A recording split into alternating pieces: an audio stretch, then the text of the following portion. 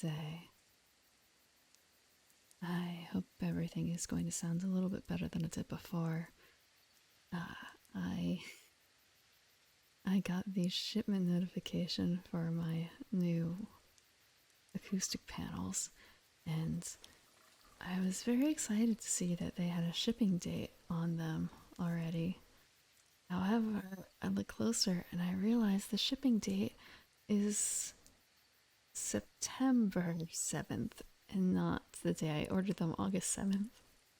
I thought, wow, that was impressively quick. And then then it came together. They did not somehow figure it out beforehand. Prim on the telly. Wait, do I have that set up? Is it a little funky looking? Did I? No, I didn't. It's not that bad. There's all those settings, and sometimes I can't tell if I did it or not. I have to double check. The way I have things set up, I do not have full view of everything, unfortunately. So things are a little scrunched. But it will be fine. It will be fine. So I'm going to be waiting a little longer for the better sound quality.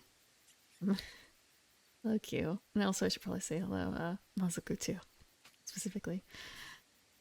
But I also found something that I can hopefully keep in my space to make it a little more quiet, maybe a little less echoey. I remembered that a number of years ago, I picked up a very cute plush creature. You probably all know it. I believe it's a palico. I bought it because it was cute. I have never played Monster Hunter, but it was extremely cute. And this cat takes up an entire. He has his own chair here. He needs his own spot on the couch, and when I brought him home, he needed his own seat on the train. So hopefully he will absorb some echo and help me with that just by sitting next to me and keeping me company. He is a big cat. He's very cute, if a little dopey looking. But yes, today I plan on reading Dungeon World. I will say that Dungeon World is open source, so you can read along if you wish. But I would suggest, if you were to do that, to possibly read the website. I have with me right now I suppose it's the pre-release from August 2012, because that is the print edition that was open source released. And you can find that on GitHub. However, it is an InDesign file, which means that it is a little bit difficult to handle. But I am able to. I have experience with InDesign. Yes, it was 10 years ago. I mean, when you think about it, when was D&D 5e released? When was D&D 5e released? Let's take a look. And I mean, 10 years old isn't that bad in terms of age of systems and age of games. It could help if I could spell. It would help if I could spell. Okay, so 2014, I believe it was released for 5th edition Dungeons and Dragons. Do you know when 4th edition was released? Let's see. Oh, playtest for 5e came out in May 2012. So Dungeon World, their pre-release was right around the same time.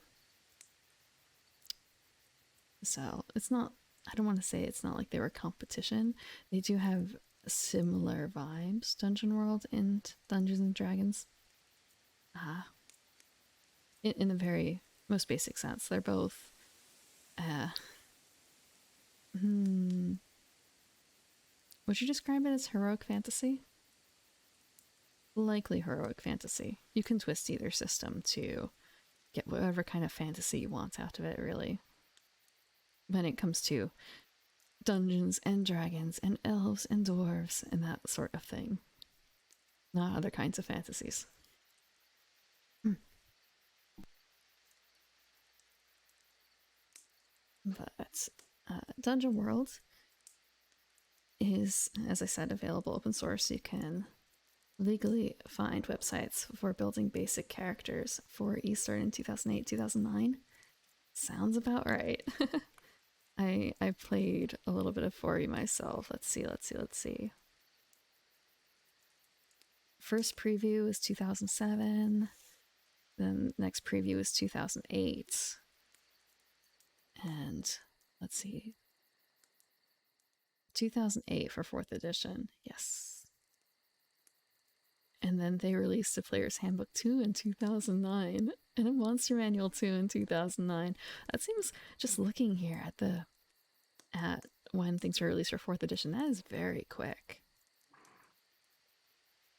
That's very quick. I know that people did not seem to enjoy playing it when it came out, I suppose, or they didn't appreciate it. And now things are, I guess, swinging a little back.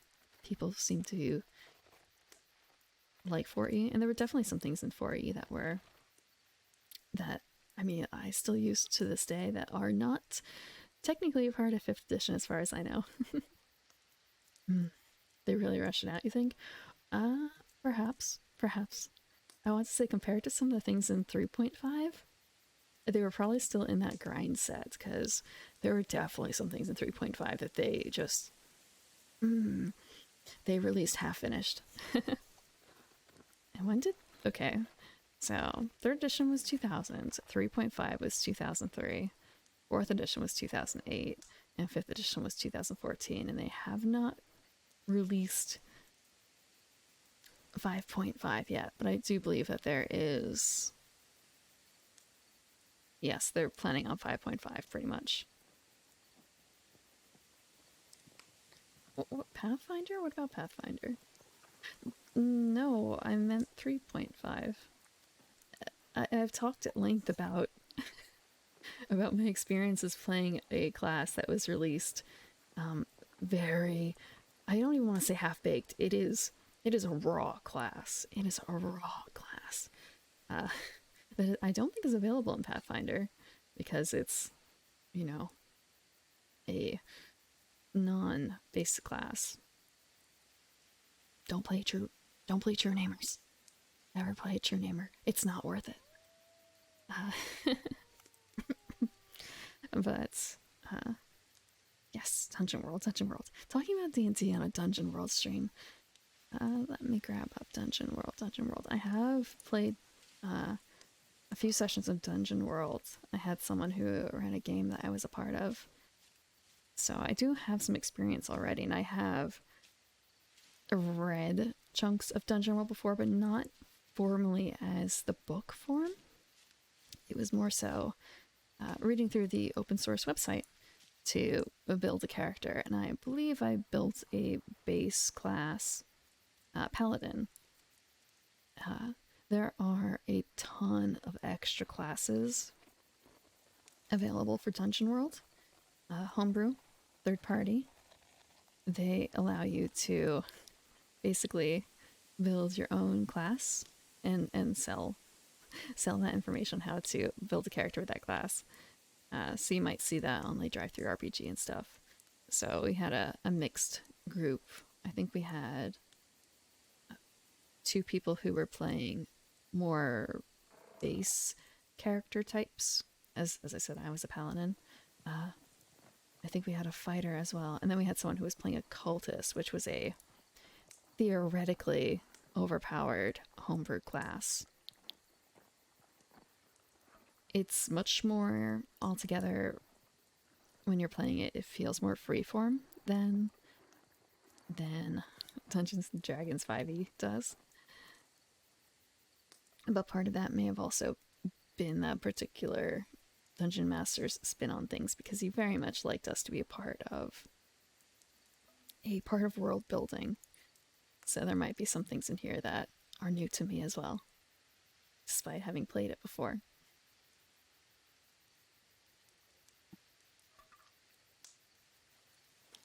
Okay, I'm going to switch over. We are going to start the book and let's see.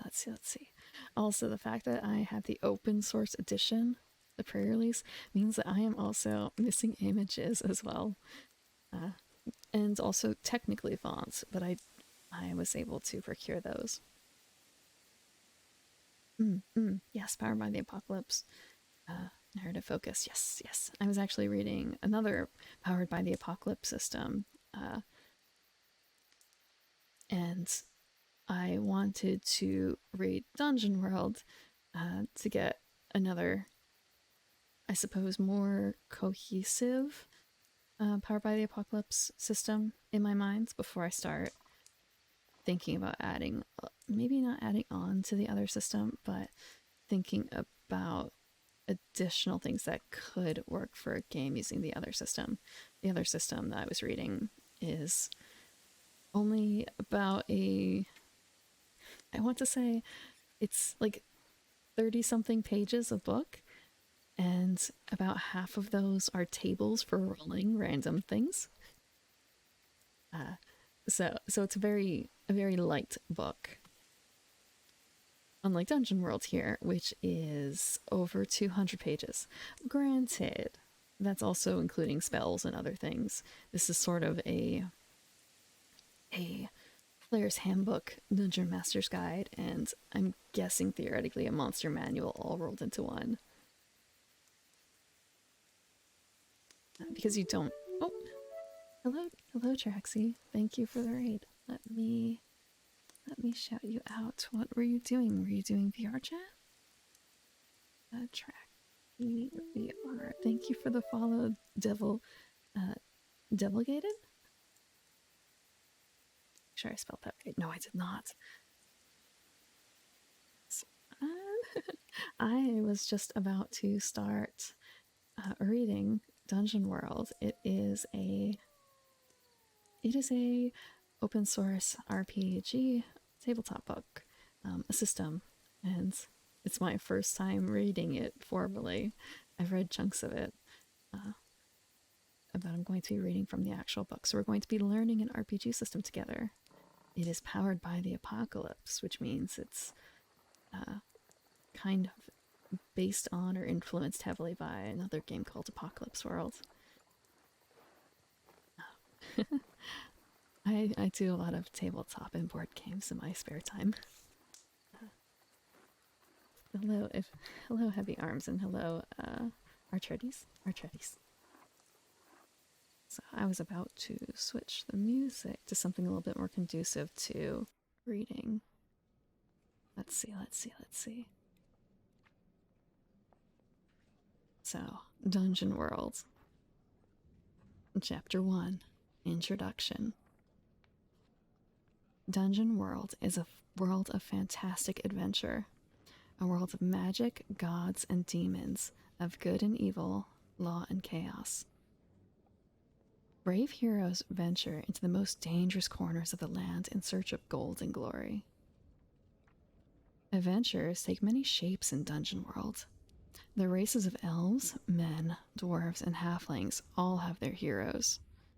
Some are near invincible beasts of battle encased in iron armor. Others are more mysterious, conjuring up and wielding the mighty forces of magic. Treasure and glory are sought by a holy cleric, a tricky thief, a mighty paladin, and more. It isn't all easy heroics and noble bravery, though. Every time the ranger guides his friends through the ancient woods, there are 100 things waiting to bite his head off. Slavering hordes of goblin troops, maybe. Or is this the cursed wood, where dwells the Grey Witch? Or the throngs of hateful dead, looking to drag a meaty corpse back to their lair? Scary, sure, but there's treasure too. More gold and jewels and magic lost to man have fallen between the cracks in the world than you can imagine. Who better to retrieve it than a band of stalwart heroes? Thank you, Flamesword, for the follow. You and your friends are those heroes. You go where others can't or won't. There are monstrous things lurking in the world. Are you ready to face them? The Bard. The poem say an adventurer's life is all open roads and the glory of coin and combat. The tales told and every farmhand filled in have to have some ring of truth in them, don't they? The songs to inspire peasantry and royals alike, to soothe the savage beast or drive men to a frenzy, have to come from somewhere. Enter the Bard. You, with your smooth tongue and quick wit. You teller of tales and singer of songs. A mere minstrel can retell a thing, but it takes a true bard to live it. Strap on your boots, noble orator. Sharpen that hidden dagger and take up the call. Someone's got to be there, fighting shoulder to shoulder with the goons and the thugs and the soon-to-be heroes. Who better than you to write the tale of your own heroism? Nobody. Get going.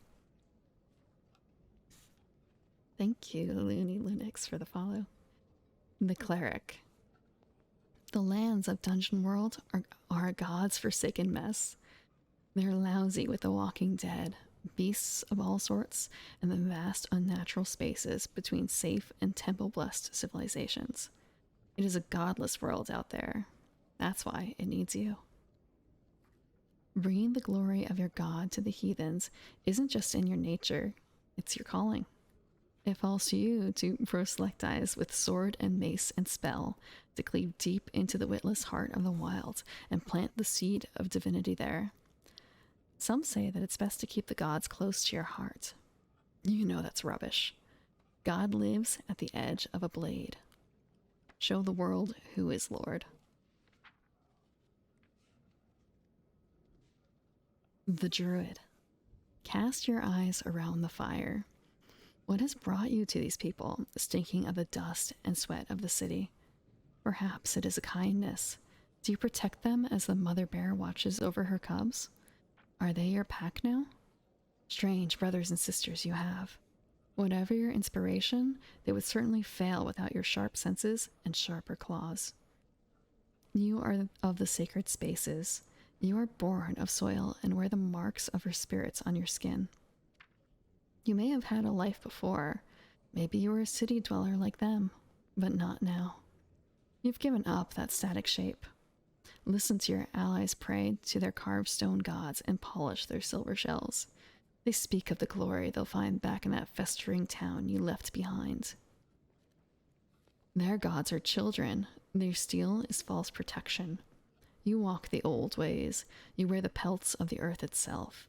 You'll take your share of the treasure, but will you ever walk as one of them? Only time will tell. The Fighter. It's a thankless job, living day to day by your armor and the skill of your arm, diving heedlessly into danger. They won't be playing golden horns for the time you took that knife to the ribs for them in the bar in Bucksburg. No flock of angels will sing of the time you dragged them, still screaming, from the edge of the pits of madness. No. Forget them. You do this for the guts and the glory, for the scream of battle and the hot, hot blood of it. You are a beast of iron. Your friends may carry blades of forged steel, but, fighter, you are steel. While your traveling companions might moan about their wounds around a campfire in the wilderness, you bear your scars with pride. You are the wall. Let every danger smash itself to dust on you. In the end, you'll be the last one standing. The Paladin. Hell awaits. An eternity of torment in fire or ice, or whatever best suits the sins of the damned throngs of Dungeon World. All that stands between the pits of that grim torture and salvation is you. Holy man, armed war machine, Templar of the good and the light, right? The cleric may say his prayers at night to the gods, dwelling in their heavens, The fighter may wield his sharp sword in the name of good, but you know, only you. Eyes, hands, and sweet killing blows of the gods you are. Yours is the gift of righteousness and virtue, of justice, of vision, too, a purity of intent that your companions do not have. So guide these fools, Paladin. Take up your holy cause and bring salvation to the wastrel world. Vae Victis, right? I don't know what Vae Victis means. Does anyone know what Vae Victis means? I feel bad. I probably looked this up when I played a Paladin before. I've only played this game once before, so I'm also learning the rules of it here. And it was a number of years ago that I played. This game has been out since 2012 in some form or other. The Ranger. These city-born folk you travel with, have they heard the call of the wolf? Felt the winds howl in the bleak deserts of the east? Have they hunted their prey with a bow and knife like you? Hell no. That's why they need you. Guide, hunter. Creature of the wilds. You are these things and more. Your time in the wilderness may have been solitary until now, but the call of some greater thing, call it fate if you like, has cast your lot with these folk. Brave they may be, powerful and strong too, but only you know the secrets of the spaces between. Without you, they'd be lost. Blaze a trail through the blood and dark, Strider. Hi, Dirk. How are you doing? The Thief. You've heard them sitting around the campfire, bragging about this battle or that, or about how their gods are smiling on their merry band. You count your coins and smile to yourself. This is the thrill above all. You alone know the secret of Dungeon World. Filthy, filthy lucre. Sure, they give you lip for all the times you snuck off alone, but without you, every one of them would have been dissected by a flying guillotine or poisoned straight to death by some ancient needle trap. So let them complain. When you're done with all the delving, you'll toast their heroes' graves. From your castle, full of gold, you rogue. So woe to the vanquished. Okay. I wonder if they were deliberately invoking that, or if it's a greater saying that's more well known. It's entirely possible. I don't know. I don't know how Legacy of Kain is.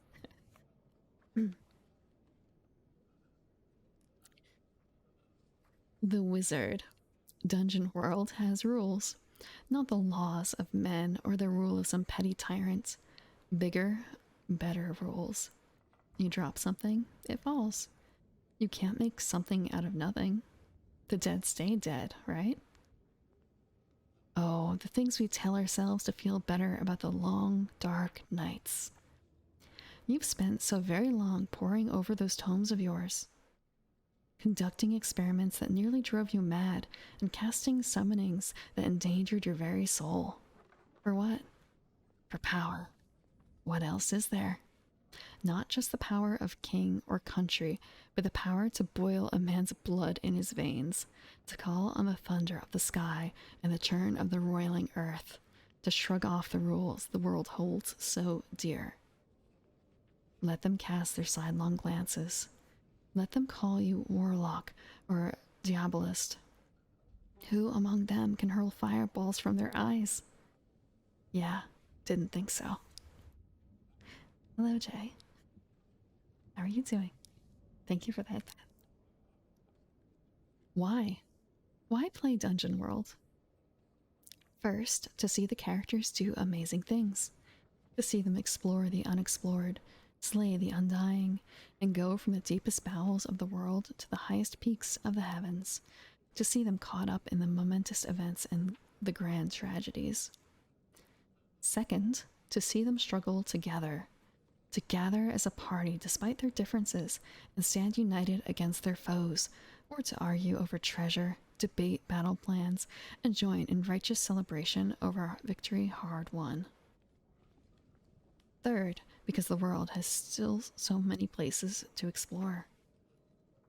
There are unlooted tombs and dragon hordes dotting the countryside, just waiting for quick fingered and strong armed adventurers to discover them. That unexplored world has plans of its own. Play to see what they are and how they'll change the lives of our characters. How to use this book. This book is going to teach you how to play Dungeon World. If you're going to be the GM, Game Master, you're going to need to read the whole thing, though you can skim through the monster stats for now and save the advanced delving chapter for later. Try printing the play aids too. They'll help you see what's most important. If you're a player, you might not need to read more than playing the game. A lot of the rules in Dungeon World will be contained in the character sheets you use during the game itself. It's fine. You'll come back to the text a few times throughout your game to refer to certain rules, but it should be a rare occasion. No, that's fine, Trexie. Do what you have to do. You probably had a very long stream. Take care of yourself.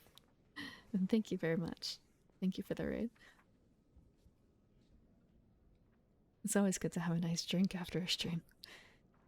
Nice big tall glass of water. Actually, I should take a sip now, before we get into setting up.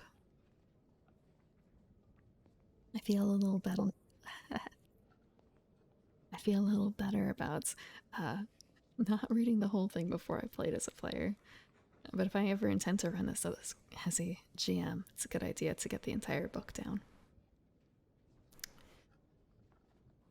Thinking about it, I've read the player's handbook for Dungeons and Dragons back to, well, cover to cover.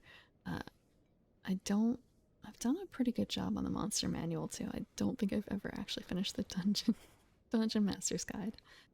And there's a couple other games that I've read back front to back. I keep saying back to front. I did not read my books backward. I promise you that.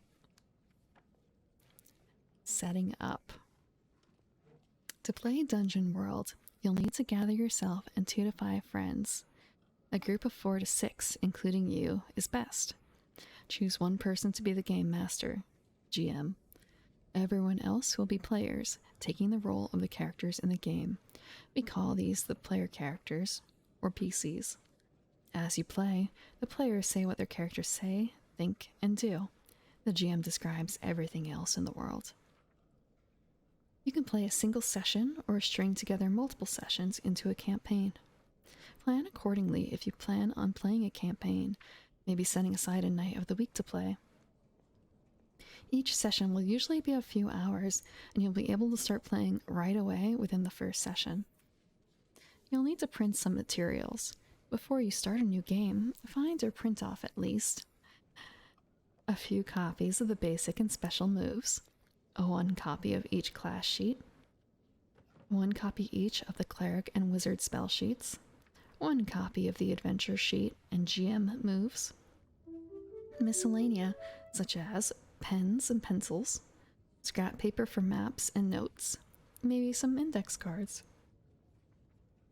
Everyone at the table will need something to write with and some 6-sided dice. 2 dice is the minimum, but 2 dice per player is a good idea. You'll also need some specialized dice. 4-sided, 8-sided, 10-sided, and 12-sided. 1 of each is enough, but more is better. You won't have to pass them around so much. Thank you for the follow, Captain Edict. Good morning. It's not morning, it's night. It's night. I wake up at night. That's why I'm the evening primrose. Only bloom at night. Have you ever actually seen an evening primrose? An actual flower one. They actually do only open at night. And that's why I only wake up at night. They were adventurers. A few performed useful services, research, cartography, and the like. Most were nothing but tomb raiders. They were scum who died violent deaths, hanging on to a certain cachet among the impressionable through their undeniable bravery and their occasionally impressive exploits. Perdido Street Station. I should probably explain. Every now and then in this book they have a side column with a quote, and I should mark those off a little differently as everything else. This seems to be attached to setting up. I actually have quite the margin in these books. It's very surprising, but I guess it's all the better to write notes in. If it's my own book and I don't think I'm going to be passing it along, I like to write notes in it myself too. I've done that to a few different types of books, mostly to cookbooks, but I think it would also probably be a good idea to do it for role playing games too. To put in marks where there might be an error or something that isn't quite thought out, or simply how something performed. Hmm. What's Dungeon World like to play? Playing Dungeon World is all about finding out what happens when your characters encounter dangerous and exciting monsters, strange ruins, and unusual people on their quest for gold and glory. It's a conversation between the players and the GM. The GM. Oh, oh. Okay. Sorry, it cut off. It cut off. I'm not certain why. I have to double check something. Oh, it's because of the font change. It's because of the font change. Okay, I have to switch real quick.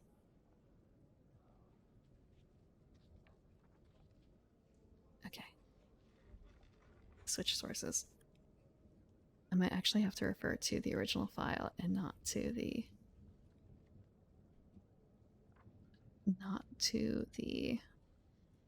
file I created. There was an overprint issue. I don't know how many of you have used InDesign before. It's a publishing software for creating books and other things. Mostly books, though.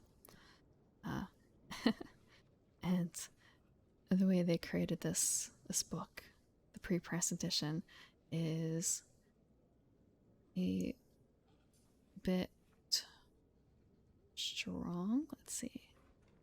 Setting up. What's Dungeon World like? What is Dungeon World like? What's Dungeon World like to play?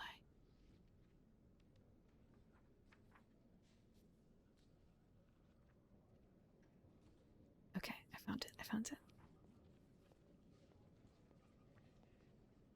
The GM tells the players what they see and hear in the world around them, and the players say what their characters are thinking, feeling, and doing. Sometimes those descriptions will trigger a move, something that'll cause everyone to stop and say, "Time to roll the dice to see what happens." For a moment, everyone hangs on the edges of their seats as the dice clatter to a stop. Tension and excitement are always the result, no matter how the dice land. As you play your characters, they'll change from their adventures and gain experience while learning about the world, overcoming monsters, and gathering riches. You'll discover how they feel about each other and where their moral compass points them. When they accrue enough experience, they'll gain levels, becoming more powerful and having more options to explore. You can play Dungeon World with the same group, session to session, over a series of long adventures, watching your characters change and grow together. You can play it as a self contained game in a single session, too. Whether a long campaign or a one shot, Dungeon World's rules are here to guide you and help you create a world of fantasy adventure. Time to get out there and explore it.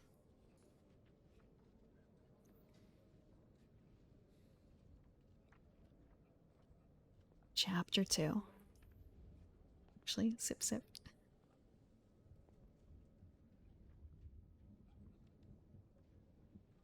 Mm. Chapter 2. Playing the game. Playing Dungeon World means having a conversation. Somebody says something, then you reply. Maybe someone else chimes in. We talk about the fiction, the world of the characters, and the things that happen to them. As we play, the rules will chime in too. They have something to say about the world. There are no turns or rounds in Dungeon World, no rules to say whose turn it is to talk. Instead, players take turns in the natural flow of the conversation, which always has some back and forth. The GM says something, the players respond. The players ask questions or make statements. The GM tells them what happens next. Dungeon World is never a monologue, it's always a conversation. The rules help shape the conversation of play. While the GM and the players are talking, the rules and the fiction are talking too. Every rule has an explicit fictional trigger that tells you when it is meant to come into the conversation. Like any conversation, the time you spend listening is just as important as the time you spend talking. The details established by the other people at the table, the GM, and the other players are important to you. They might change what moves you can make, set up an opportunity for you, or create a challenge you have to face. The conversation works best when we all listen, ask questions, and build on each other's contributions. This chapter is all about how to play Dungeon World. Here, you'll find information about the rules, how they arise from and contribute to the game. We'll cover both general rules, like making moves, and more specific rules, like those for dealing damage and hit points.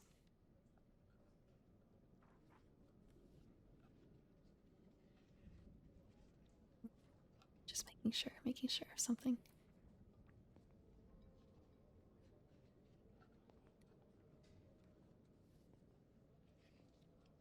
Ability scores and modifiers. Many of the rules discussed in this chapter rely on a player character's abilities and their modifiers. The abilities are strength, constitution, dexterity, intelligence, wisdom, and charisma. They measure a player character's raw ability in each of those areas on a scale from 3 to 18, where 18 is the peak of mortal ability. Each ability has a modifier associated with it that is used when rolling with that ability. These are written as 3-letter abbreviations: STR, CON, DEX, INT, WIS, CHA. Strength, con, dex, int, wiz, cha. Or ka. It's kind of awkward, isn't it? Like, is it cha or ka? It's charisma. Modifiers range from -3 to +3. The modifier is always derived from the current ability score.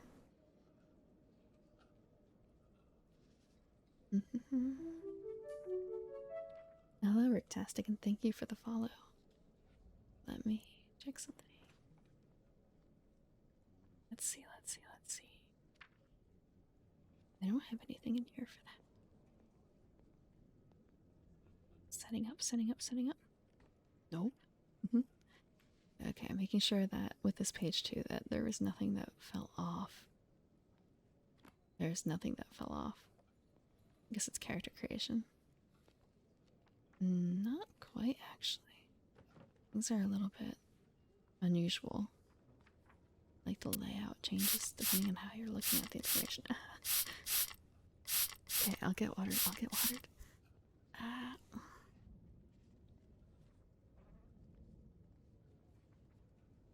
Okay, I am watered. It is actually water this time.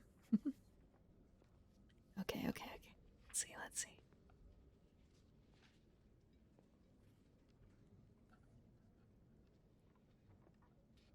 And for just discussion purposes, this is very similar to another system we're familiar with, isn't it?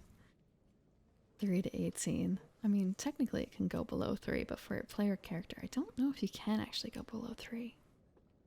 The lowest I think I've ever actually seen has been 3, though. We ended up rolling, and I think that... Wait, no, it couldn't have been 3, could it? Just thinking. Thinking in, like, Dungeons & Dragons 5e terms.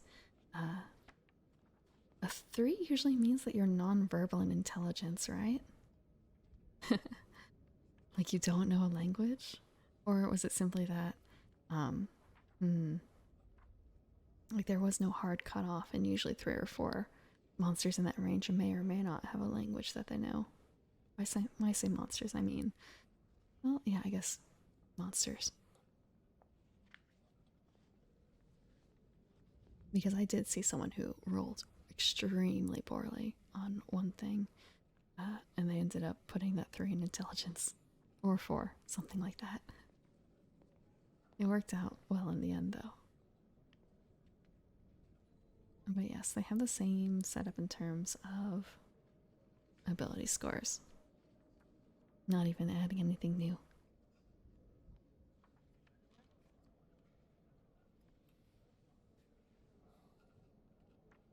Making moves. The most basic unit of rules in Dungeon World is the move. A move looks like this. When you attack an enemy in melee, roll plus strength. On a 10 plus, you deal your damage to the enemy and avoid their attack. At your option, you may choose to do plus 1d6 damage, but expose yourself to the enemy's attack. On a 7 to 9, you deal your damage to the enemy and the enemy makes an attack against you. Moves are rules that tell you when they trigger and what effect they have. A move depends on a fictional action and always has some fictional effect. Fictional means that the action and effect come from the worlds of the characters we're describing. In the move above, the trigger is when you make an attack, or when you attack an enemy in melee. The effect is what follows. A roll to be made in differing fictional effects based on the outcome of the roll. When a player describes their character doing something that triggers a move, that move happens and its rules apply. If the move requires a roll, its description will tell you what dice to roll and how to read the results. The character can't take the fictional action that triggers a move without that move occurring. For example, if Isaac tells the GM that his character dashes past a crazed, axe-wielding orc to the open door, he makes the Defy Danger move because its trigger is when you act despite an imminent threat. Isaac can't just describe his character running past the orc without making the Defy Danger move, and he can't make the Defy Danger move without acting despite an imminent threat or suffering a calamity. The moves and the fiction go hand in hand. Everyone at the table should listen for when moves apply. If it's ever unclear if a move had been triggered, everyone should work together to clarify what's happening. Ask questions of everyone involved until everyone sees the situation the same way, and then roll the dice, or don't, as the situation requires. The GM's monsters, NPCs, and other assorted beasties also have moves, but they work differently. Moves and dice. Most moves include the phrase roll plus X, where X is one of your character's ability modifiers. Con, for example. Unless the move tells you otherwise, that roll always means that you roll 2 6-sided dice and add the results to the value of the modifier. Some moves will have you add some other value to your roll instead of an ability modifier.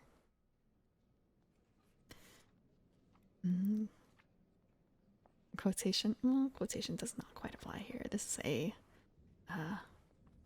example. I'm making a move that asks me to roll plus strength, and my strength modifier is +1.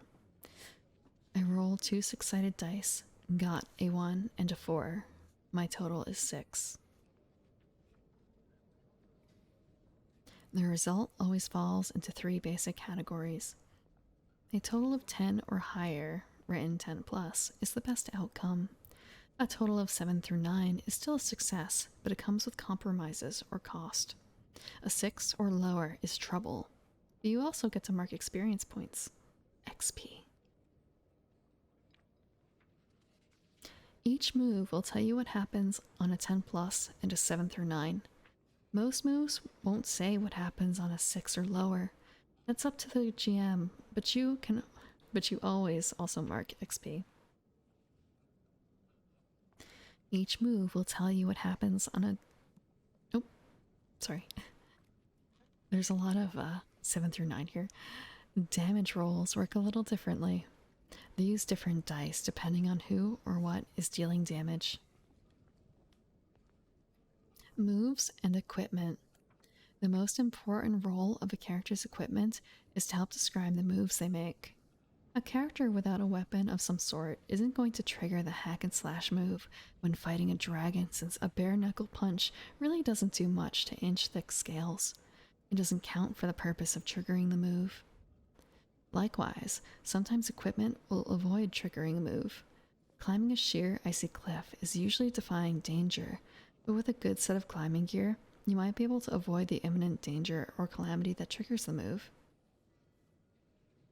Weapons are particularly likely to modify what moves you can trigger. A character with a dagger can easily stab the goblin gnawing on his leg, triggering a hack and slash. But the character with a halberd is going to have a much harder time bringing it to bear on such a close foe. Items and gear of every sort have tags. Tags are terms to describe things. Some tags have a specific effect on the rules, things like damage reduction on armor or a magical bonus to a particular kind of move or stat. Other tags are purely about the fiction, like the close tag, which describes the length of a weapon and how near your enemies need to be for you to attack them. Tags help you describe your character's actions when the items are being used, and they give the GM information about how the items you're using might go wrong or cause complications if you fail a roll. The effects of moves. The effects of moves are always about the fictional world the characters inhabit. A plus or a 10 plus on hack and slash doesn't just mean the mechanical effects, it means you successfully attacked something and did some type of harm to it. Once you've figured out what the effects of the move are, apply them to the fiction and go back to the conversation. Always return to what's going on in the game. Some moves have immediate mechanical effects, like dealing damage or giving someone a bonus to the next roll. These effects are always a reflection of the fictional world the characters are in. Make sure to use the fiction when describing the effects of the move. Some moves. Some moves use the phrase, quote unquote, deal damage. Dealing damage means you roll the damage dice for your class. Sometimes your weapon will add or subtract damage too. You use your damage dice anytime you make an attack that could reasonably hurt your target. Usually that means you're wielding a weapon, but your fists can be weapons with the right training or an interesting situation. Some moves say, take +1 forward. That means to take +1 to your next move roll, not damage. The bonus can be greater than +1, or even a penalty like -1. There also might be a condition, such as, quote, take +1 forward to hack and slash, in which case the bonus applies only to the next time you roll hack and slash, not any other move. Some moves say take +1 ongoing. That means to take +1 to all move rolls, not damage. The bonus can be larger than +1, or it can be a penalty like -1. There also might be a condition, such as, quote, take +1 ongoing to volley, end quote.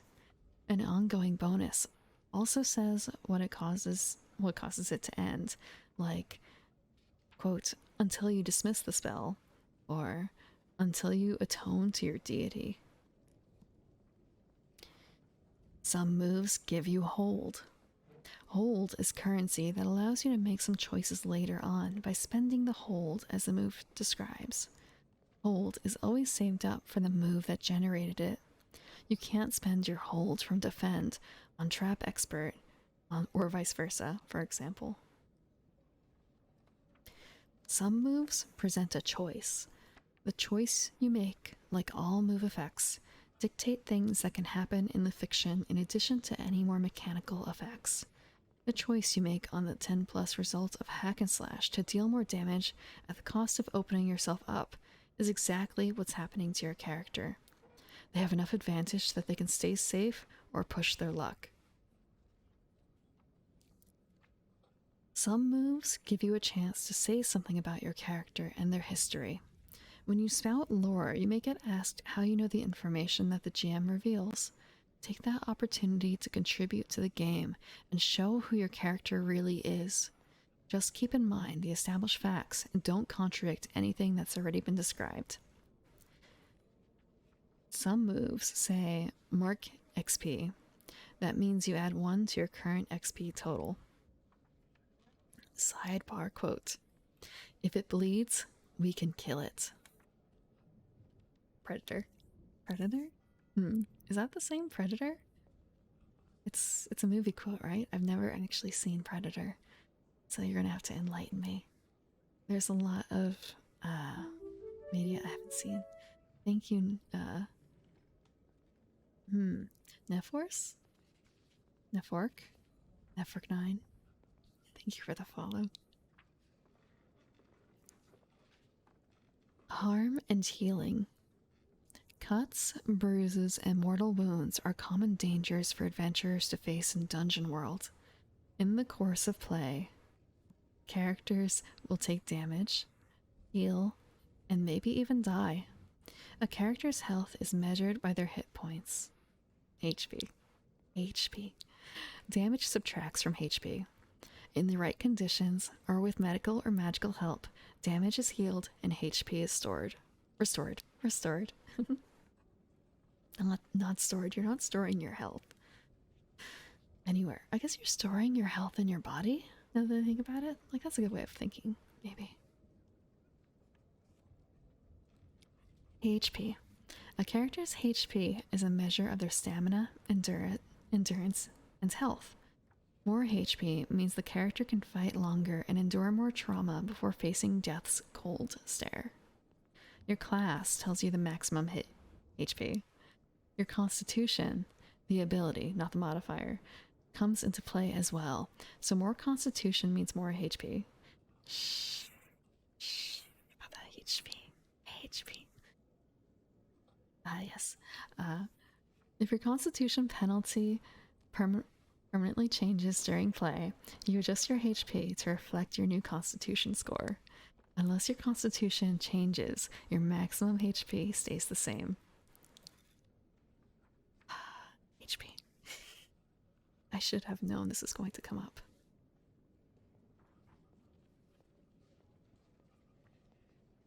I want to say, I guess a lot of people say H instead. H. Like, there's no. I don't understand why there isn't an H. Like, why isn't there a H sound in front of H for most people? Or rather, for Americans. I think that's the only funny letter in the alphabet I say a little differently.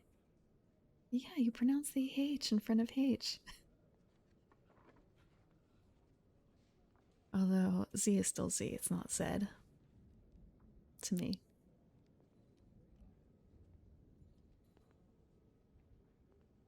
Okay, drink. Damage. When a character takes damage, they subtract the damage dealt from their current HP. Armor mitigates damage. If a character has armor, they subtract its value from the damage dealt. This might mean a blow is turned away completely. That's fine. Yeah, that's what armor's for. Damage can never take a character below 0 HP.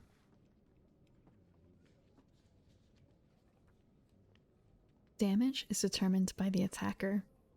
Player characters deal damage according to their class, the weapon used, and the move they've made.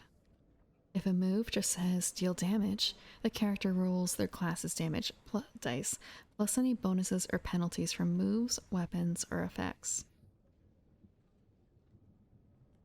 If a move specifies an amount of damage, use that in place of the class's damage roll. Monsters roll damage as listed in their description. Use this damage anytime the monster takes direct action to hurt someone, even if they use a method other than their normal attack. Other sources of damage, like being struck by a chunk of collapsing tower or falling into a pit, are left to the GM based on these options. It threatens bruises and scrapes at worst. D4 damage. It's likely to spill some blood, but nothing horrendous. D6 damage. It might break some bones.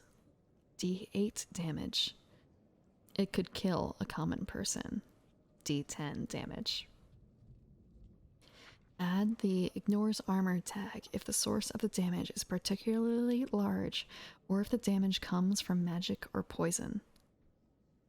Temporary or circumstantial armor works the same way as armor that you wear. 1 armor for partial cover, 2 armor for major cover. Damage is dealt based on the fiction. Moves that deal damage, like hack and slash, are just a special case of this.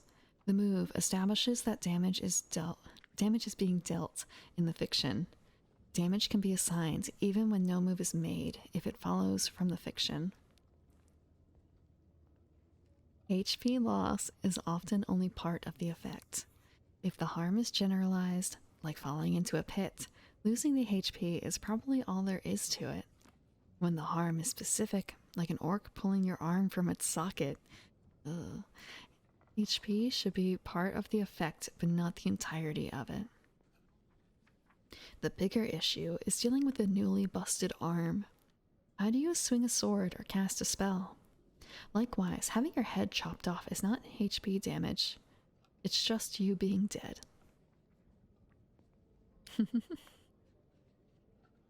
So they make that kind of distinction. For some reason, I kind of mentally put lava in front of the pit that they talked about. Like, wait, you'd only lose HP for falling into a lava pit that's not instant death? But then again, I'm just thinking about, like, no one just makes a plain pit anymore, do they? The pit's always got to be filled with something. Like snakes or spikes or lava or gelatinous cube. Actually, yeah, gelatinous cube would be pretty good. Although then again, I've pulled that on my players before. But in fairness, they were the ones who put the gelatinous cube down there in the first place. So if they fell into it, it would have been their own fault.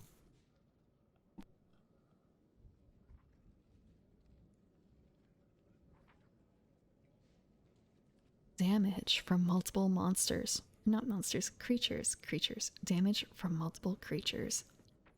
It's a brave monster that goes into battle alone. Most creatures fight with someone at their side, and maybe another at their back, and possibly an archer covering the rear, and so on. This can lead to multiple monsters dealing their damage at once. If multiple monsters attack at once, roll the highest damage among them and add +1 damage for each monster beyond the first. Thank you for the follow. Yahirmer? Yahirmer. So this is an example that they provide. A goblin or caster, D10 +1 damage, ignores armor, and 3 goblins, D6 damage, all throw their respective weapons. A magical acid orb for the Orcaster. Ah, that's why it's an Orcaster. Spears for the rest, at Lux, as she assaults their barricade. I roll the highest damage. D10 +1 ignores armor, and add +3 damage for the other 3 goblins. Adding it all up, I tell Lux she takes 9 damage, ignoring armor, as the acid leaks into the scratches left by the spears. Okay. Orcaster. It's Orkaster. I haven't heard that yet. It's an interesting way of thinking about it. Actually, wait, but they're all goblins. For some reason, I thought it was like an orc caster and just combining the 2 words. But I wonder what an Orcaster is. What is an Orcaster? Like, it's not a word they made up specifically for this, is it? Stun damage. Stun damage is non-lethal damage. A PC who takes stun damage is defying danger to do anything at all, the danger being you're stunned. This lasts as long as makes sense in the fiction. You're stunned until you get a chance to clear your head or fix whatever stunned you. A GM character that takes stun damage doesn't count it against their hit points, but will act accordingly. I said hit points, it's health points. Staggering around for a few seconds, fumbling blindly, etc. Adding or subtracting damage. When a move tells you to add damage, you add that damage to the roll on the dice. If it tells you to add some dice, like plus 1d4 damage, you roll that extra dice and add its result to the total. The same goes for subtracting damage. You subtract the number from the total rolled. If you subtract a dice, like negative 1d6 damage, you subtract the rolled amount from the original total. Damage never goes negative. 0 damage is the minimum.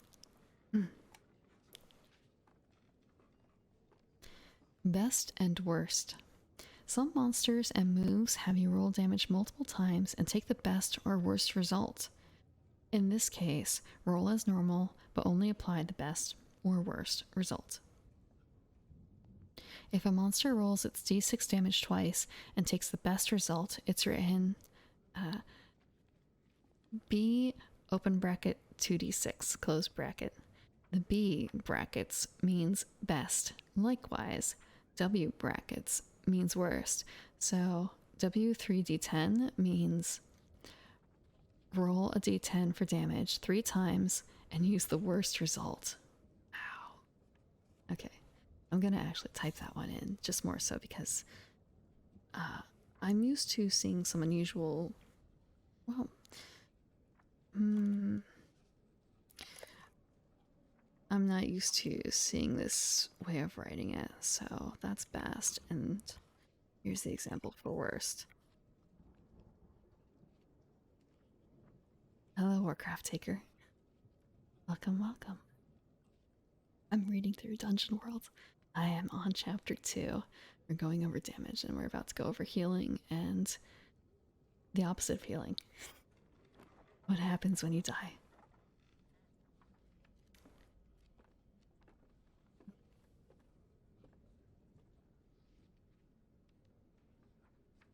So just thinking, it's like super disadvantaged.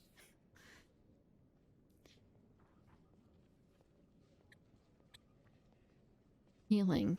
There are 2 sources of healing in Dungeon World: medical aid and the passage of time. Medical aid, both magical and mundane, heals damage according to the move or item used. Some moves may fully replenish HP, while others heal just enough to keep someone standing through a fight. Whenever a character spends some time resting without doing anything to aggravate their wounds, they heal. The amount of healing is described in the applicable moves. Make camp for a night in a dangerous area. Recover for stays in civilization. No matter the source of healing, a character's hit points can never increase above their maximum. I keep saying hit points, it's HP or health points. I'm gonna just double check. I'm gonna scroll back up. HP. They actually, did they say when HP? No, it is hit points. Okay, great. I can just continue saying hit points, so you don't make fun of me for saying HP. HP is perfectly acceptable, though. It is. I'm just used to saying hit points instead. I guess it's not any, like, a difference in terms of saying it, I suppose, unlike writing it where it's easier to just type HP. Death. Death stalks at the edges of every battle. A character who is reduced to 0 hit points immediately takes his last breath. Capital L, capital B, last breath. Death comes for commoner and king alike. No stat is added to the last breath roll. No one knows what lies beyond the black gates of death, but it is said that many secrets of the mortal plane are laid bare in the land of death's dominion. When you die, you might just see them. Death offers bargains to some, from the simple to the costly. Death is capricious and may ask a favor in the future or exact a toll. He may demand a sacrifice or ask for something strange and seemingly innocent. Death's whims cannot be predicted. Depending on the outcome of the last breath, the character may become stable. A stable character stays at 0 hit points but is alive and unconscious. If they receive healing, they regain consciousness and may return to battle or seek safety. If a stable character takes damage again, they draw their last breath once more and return to face death.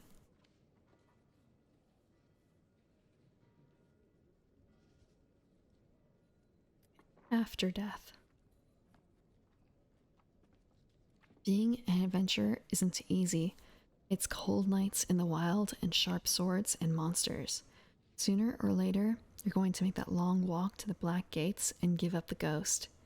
That doesn't mean you have to give it the satisfaction of sticking around.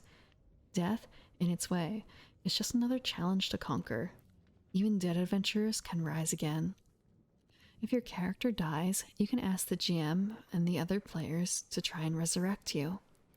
The GM will tell them what it will cost to return your poor, dead character to life. If you fulfill the GM's conditions, the character is returned to life. The resurrection spell is a special case of this. The magic of the spell gives you an easier way to get a companion back, but the GM still has a say. No matter the prospects of resurrection for now, you make a new character. Maybe a hireling becomes a full-fledged adventurer worthy of a whole share and a part in the real action. Maybe the characters in the party find a new friend in a steading, willing to join them. Maybe your character had a vengeful family member who now seeks to take up their blades and spells to make right what happened. In any case, make your new character as you normally would at level 1. If your original character returns to life, you can play either character, switching between them as you please, so long as it makes sense. GM, when you tell the players what needs to be done to bring their comrade back, don't feel like it has to derail the flow of the current game. Weave it into what you know of the world. This is a great opportunity to change focus or introduce an element you've been waiting to show off. Don't feel, either, that it has to be some great and epic quest.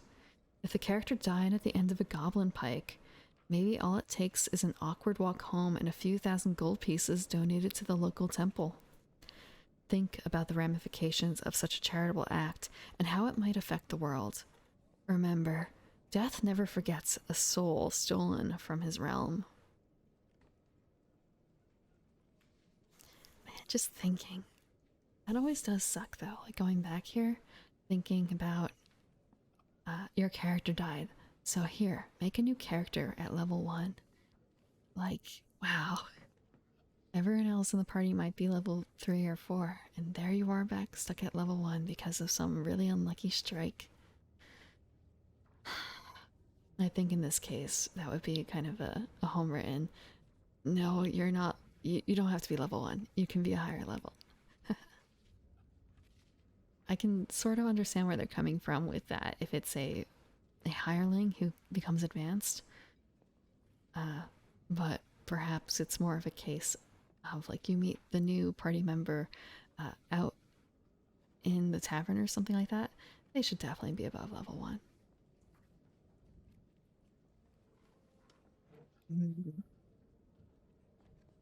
But let's see. So there's resurrection, and then there's also just straight up, I guess, begging the GM to have your character back and thinking of I don't want to say a punishment, but kind of a punishment for it, for losing them. I'm trying to think. In the game that I played, we had one character who died, but it was a grand sacrifice, and they knew they were going to die. And then another die in a... there's a word for this. Epilogue. Another character explicitly died in the epilogue. Again, a noble sacrifice type deal. It was a how would you describe it? Like there's that chart of like noble bright to grim dark, right? So I guess noble dark, perhaps, game? It feels weird to say that. It was not a good world, but we thought we were doing good. And in the end, well, uh, things sort of worked out, but again, it just kind of slowed the decay just a little bit.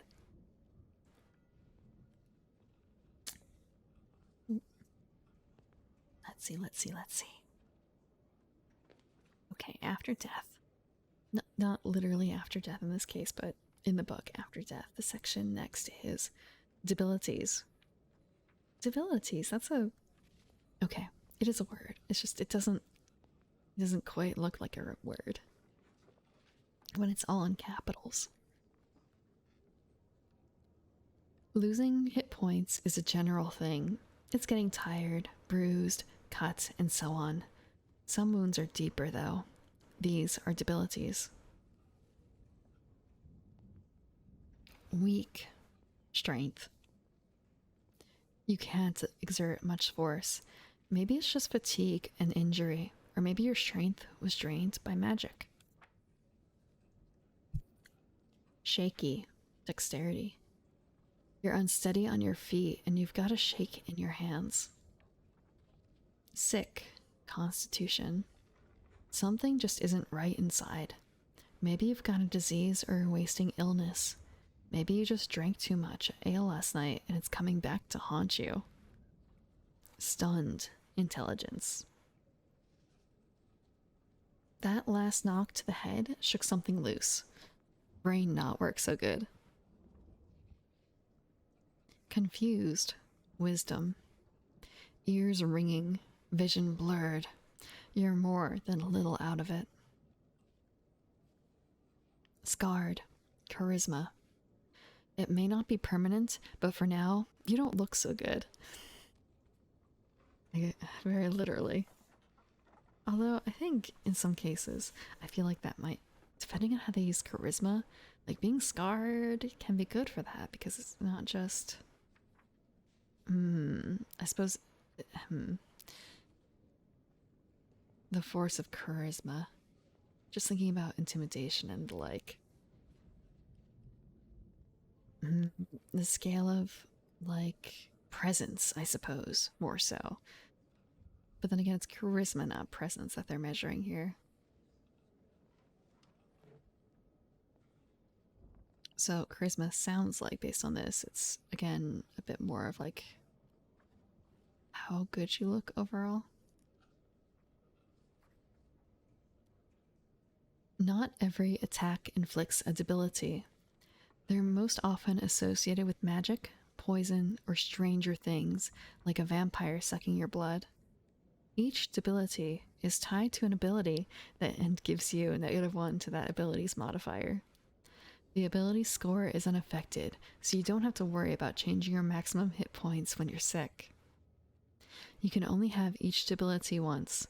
If you're already sick and something makes you sick, you just ignore it. Debilities are harder to heal than hit points.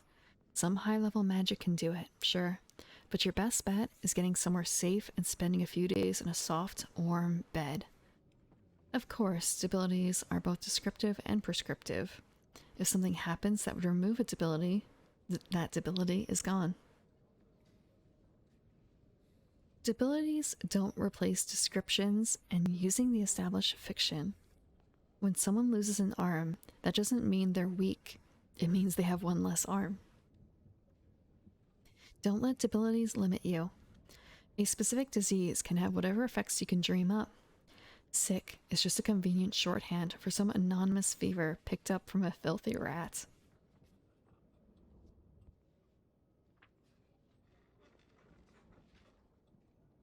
Magic. Dungeon World is a fantastic place. There's more to it than mud, blood, and ale in the tavern. Fire and wind conjured from the pure elements. Prayers for health, might, and divine retribution. Magic is the name given to those abilities not derived from the strength of man and beast, but from forces beyond. Magic means many things.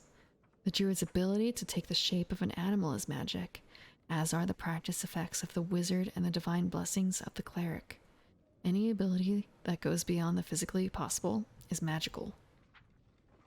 We have a sidebar quote before I delve into the spells section. You see, life is like that. We change, that's all. You see, the guy I am now is not the guy I was then. SLC Punk. What is SLC Punk? I feel like I should know that one too. Is that a song? Well, an artist? A musical artist? Or is there something else? Spells. Some classes, like the cleric and the wizard, have access to spells. Specific magical effects that are the benefit of divine servitude or severe study. Each spell has a name, tags, a level, and an effect. The basic flow of magic is to know, prepare, cast, and forget a spell. Known spells are those a spellcaster has mastered enough to prepare. The cleric knows all cleric spells of their level or lower, including their rotes. The wizard starts knowing their cantrips and 3 first level spells. When the wizard gains a level, they learn a new spell. The wizard stores their known spells in their spell book. Even if a spellcaster knows a spell, they must have it prepared before they can cast it. With some time and concentration, as described in the commune and prepare moves, commune, it's commune, not commune. As described in the commune and prepare moves, the spellcaster may choose known spells whose total levels are less than or equal to the caster's level plus 1 to prepare. The wizard always prepares their cantrips. The cleric always prepares their rotes. A prepared spell is ready to be cast. Casting a spell involves calling on a deity, chanting, waving one's hands, invoking mystical forces, and so on. To cast a spell, you will usually make the cast a spell move. On a 10 plus, the spell takes effect, but on a 7 through 9, the caster finds themselves in trouble and must make a choice, but the spell is still cast. Some spells are ongoing. Once they're cast, they continue to have effect until something ends it. One option on a 7 through 9 result is to have the spell revoked or forgotten. A spell that is revoked or forgotten is still known, but no longer prepared, and therefore no longer castable. When the caster next prepares or communes, they may choose the same spell again. Ah, yes, I distinctly remember that. Oh, yeah. That was, it's a interesting way of dealing with things. Unless you're very good at casting, which you are not extremely likely to be when you first start out as a level 1 character. Since you're rolling 2d6, and your bonus only goes up to, I believe, plus 3, you have rolling a 10 through 12 consistently when you spellcast can be difficult.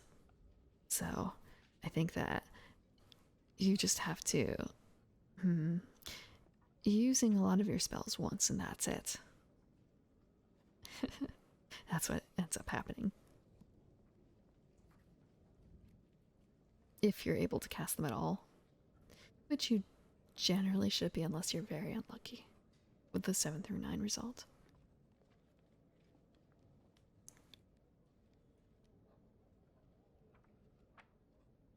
It does. It does suck a little bit that they don't. They tell you a bit about these classes, but they're using words that get really referenced and defined later, like the whole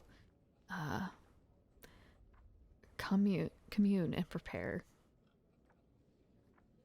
But that's a problem, I think, in a few books. The organization of materials. when it's in book form anyway. When it's in a digital format where you can hop very quickly between different sections and things can be presented in an order of your own choosing, this doesn't quite matter so much. Character change. Dungeon World is ever changing. The characters change too. As their adventures progress, player characters gain experience, XP, which lets them level up. This prepares them for greater danger, bigger adventures, and mightier deeds. Advancement, like everything else in Dungeon World, is both prescriptive and descriptive. Prescriptive means that when a player changes their character sheet, the character changes in the fiction. Descriptive means that when a character changes in the fiction, the player should change the character sheet to match. This isn't a benefit or detriment to the players or the game master. It's not an excuse to gain more powers or take them away. It's just a reflection of life in Dungeon World. Example of play. Avon, despite being a wizard, has risen to the notice of Lenorol, the deity of arcane knowledge. After being blessed by an avatar of Lenorol and saying his vows in the church, Avon is under the deity's watch. He can fulfill petitions and gain boons like a cleric. Another example. Gregor offers his signature weapon, an axe whose green steel is tempered in orc blood, as a desperate bargain to save King Othin from eternal damnation. Without his axe, he gets none of the benefits of his signature weapon. Should he recover it, he'll have access to its benefits once again. Sidebar quote: "The better part of one's life consists of his friendships." Sorry, the better part of one's life consists of his friendships. Abraham Lincoln. I don't know if I've heard that one before. From Abraham Lincoln. It just feels like one of those quotes that is misattributed. And Abraham Lincoln is one of those who gets misattributed a lot, isn't it?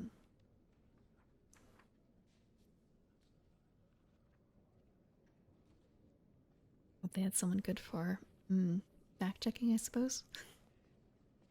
Not that there probably were a whole lot of facts to check here, or quotes to check. Descriptive changes only happen when the character has clearly gained access to an ability. It's not up to any one player to decide this. If you think a character qualifies for a new ability, discuss it as a group. Okay. Level up. As you play Dungeon World, you'll be doing 3 things most of all: exploring, fighting dangerous foes, and gathering treasure. For each of these things, you'll be rewarded experience at the end of the session. Acting according to your alignment and fulfilling the conditions of your alignment moves will grant you experience at the end of the session as well. If you resolve a bond and create a new one, you'll gain experience too. Anytime you roll a 6 or less, you gain experience right away. The GM may have special conditions that you can fulfill to earn experience, or might change the core ones to reflect the world. They'll let you know more before you play. When your characters have safety and a chance to rest, they'll be able to make the level up move to level up and gain new moves. Multi-class moves. The multi-class moves allow you to gain moves from another class. You get to choose any move of your level or lower. For the purpose of multi-classing, any starting class moves that depend on each other count as one move. The wizards cast a spell book and prepare spells, for example. If a move from another class refers to your level, Count your levels from the level where you first gained a move from that class.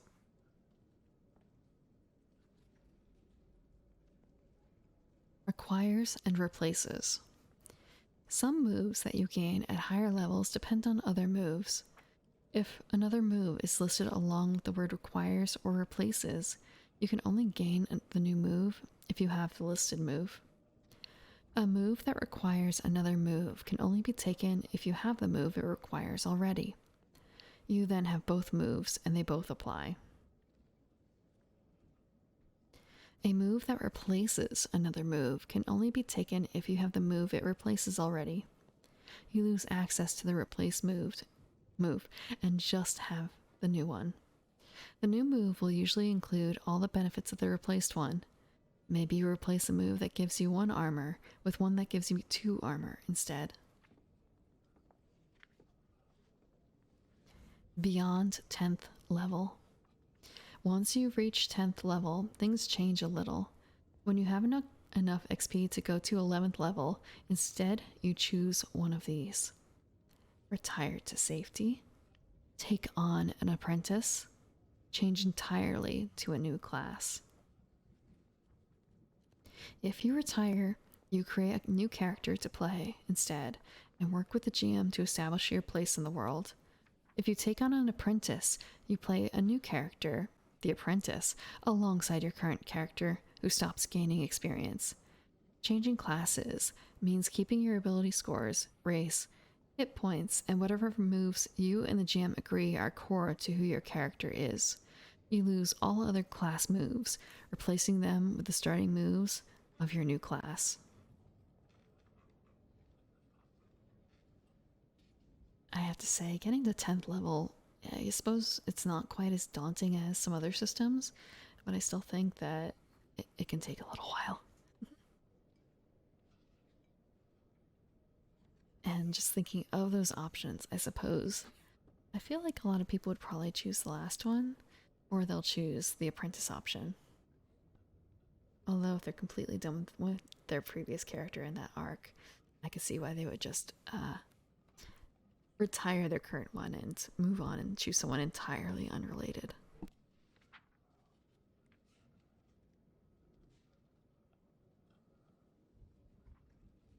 The next section is bonds. Bonds are what makes you a party of adventurers, not just a random assortment of people. They're the feelings, thoughts, and shared history that tie you together. You will always have at least one bond, and you'll often have more. Each bond is a simple statement that relates your character to another player character. Your class gives you a few to start with. You'll replace your starting bonds and gain new ones through play. Resolving bonds. At the end of each session, you may resolve one bond. Resolution of a bond depends on both you and the player of the character you share the bond with. You suggest that the bond has been resolved, and if they agree, it is. When you resolve a bond, you get to mark experience. A bond is resolved when it no longer describes how you relate to that person. That may be because the circumstances have changed. Thelian used to have your back, but after he abandoned you to the goblins, you're not so sure. Or it could be because that it's no longer a question. You guided Wesley before and he owed you, but now he paid that debt when he saved your life with a well-timed spell.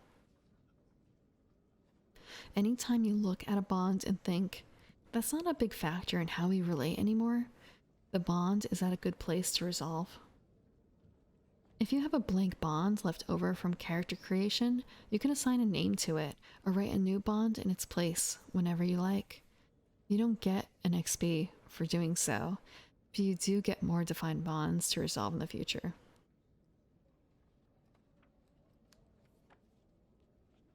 Writing new bonds. You write a new bond whenever you resolve an old one. Your new bond may be with the same character, but it does not have to be. When you write a new bond, choose another character. Pick something relevant to the last session, maybe a place you traveled together or a treasure you discovered. choose a thought or belief your character holds that ties the two together and an action, something you're going to do about it. You'll end up with something like this. Examples. Mouse's quick thinking saved me from the white dragon we faced. I owe her a boon. Avon proved himself a coward in the dungeons of Zaktakar. He's a dangerous liability to the party and must be watched. Valeria's kindness to the gnomes of the Vale has swayed my heart.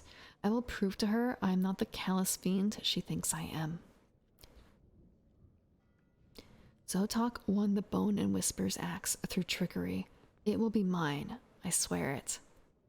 These new bonds are just like the old ones. Use them, resolve them, replace them. Thank you for the follow, Zekris. Sorry. I like doing the S voice. I had a character that I had to do that for a lot. It's kind of amazing how many things have that drawn out noise. And it's not just limited to S. It can also be sometimes the C's too. Like Ace. My PC's always dreaded hearing that drawn out S.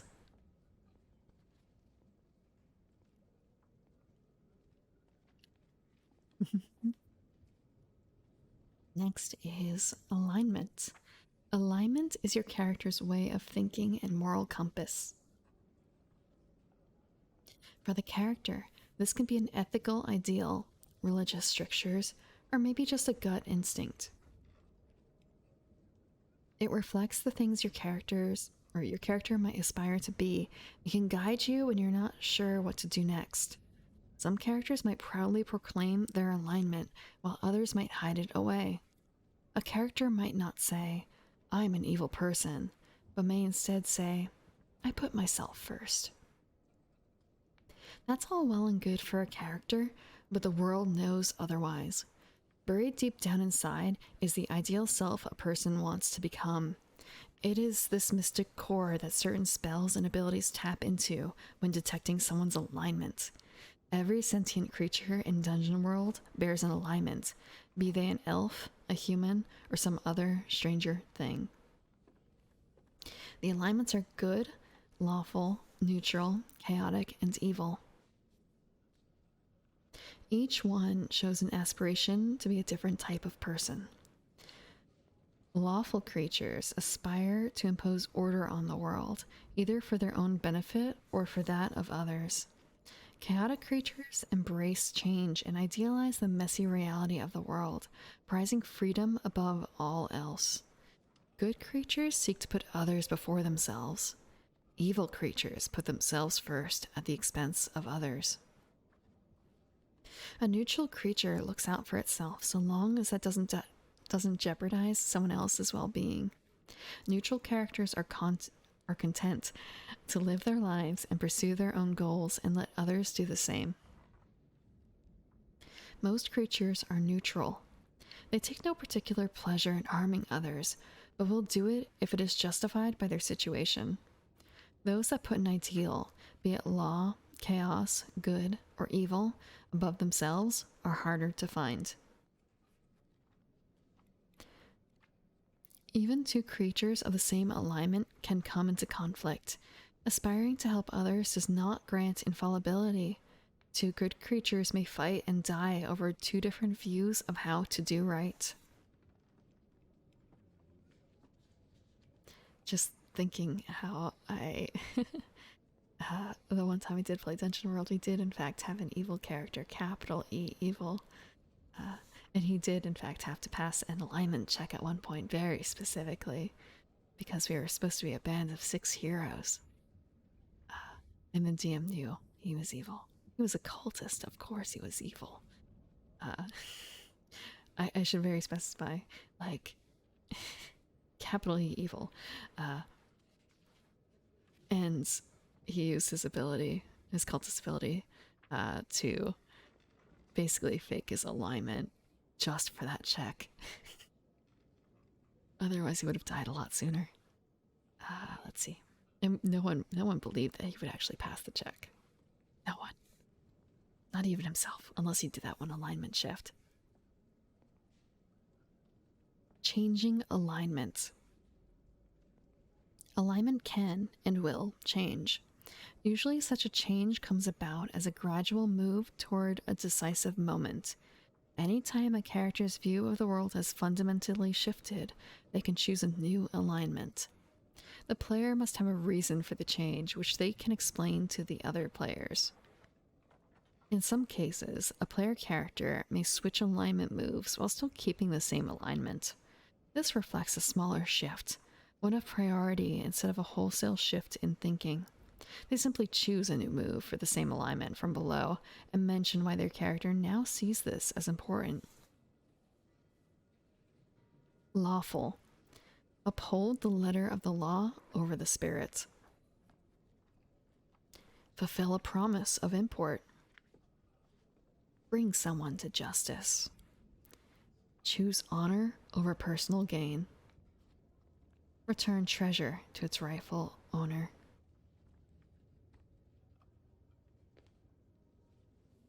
Let's see. Okay. Good. Ignore danger to aid another. Lead others into righteous battle. Give up powers or riches for the greater good. Reveal a dangerous lie. Show mercy. Neutral. Make an ally of someone powerful. Defeat a personally important foe. Learn a secret about an enemy. Uncover a hidden truth.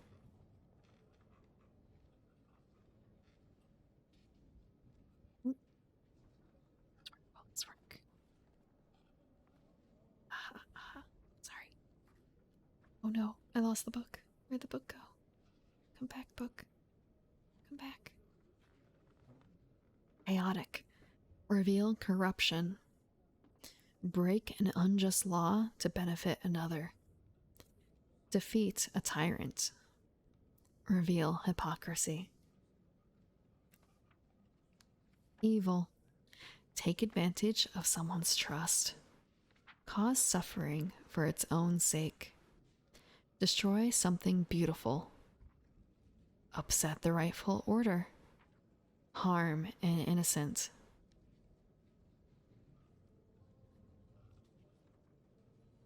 After alignment comes hirelings.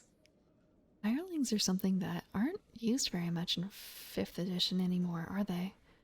Though I feel like in a lot of other, maybe not in a lot of, in a number of the other games that I've played, we've had hirelings.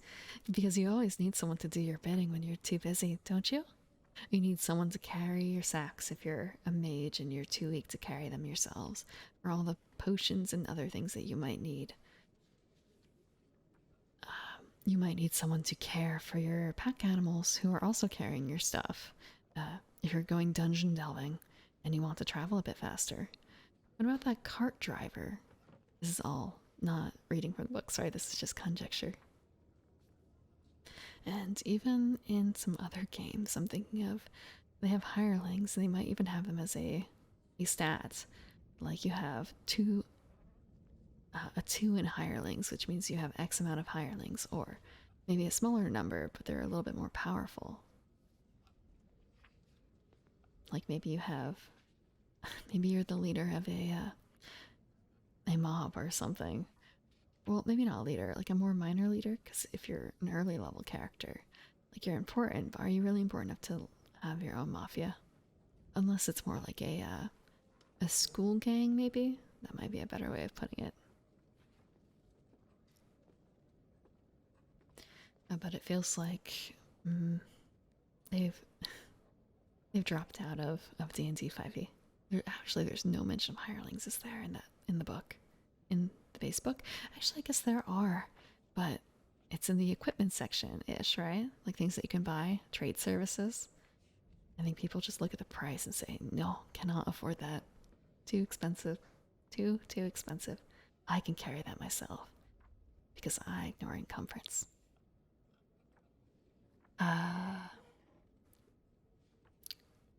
equipment shopping can be fun. In character, though, I mean. Well, maybe in character is not the right word for it. More like preparing for the adventure and making sure that you pack equipment, snowshoes for the going north into the snowy mountains, or making sure that if you're going into a jungle, maybe you have a hammock or something like that instead of a tent on the ground.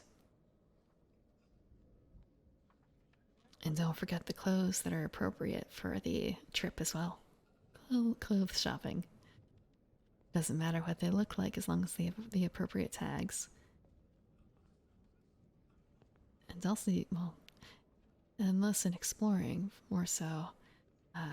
So you're going to the fancy masquerade. Do you have the outfit for that? How impressive do you look? How much gold worth of jewelry are you wearing? How expensive is the dress? Or the hat that you're wearing is. There are a whole lot of books to tell you what those various costs can be. Making sure that you buy soap for the trip too. How dirty is your band of adventurers?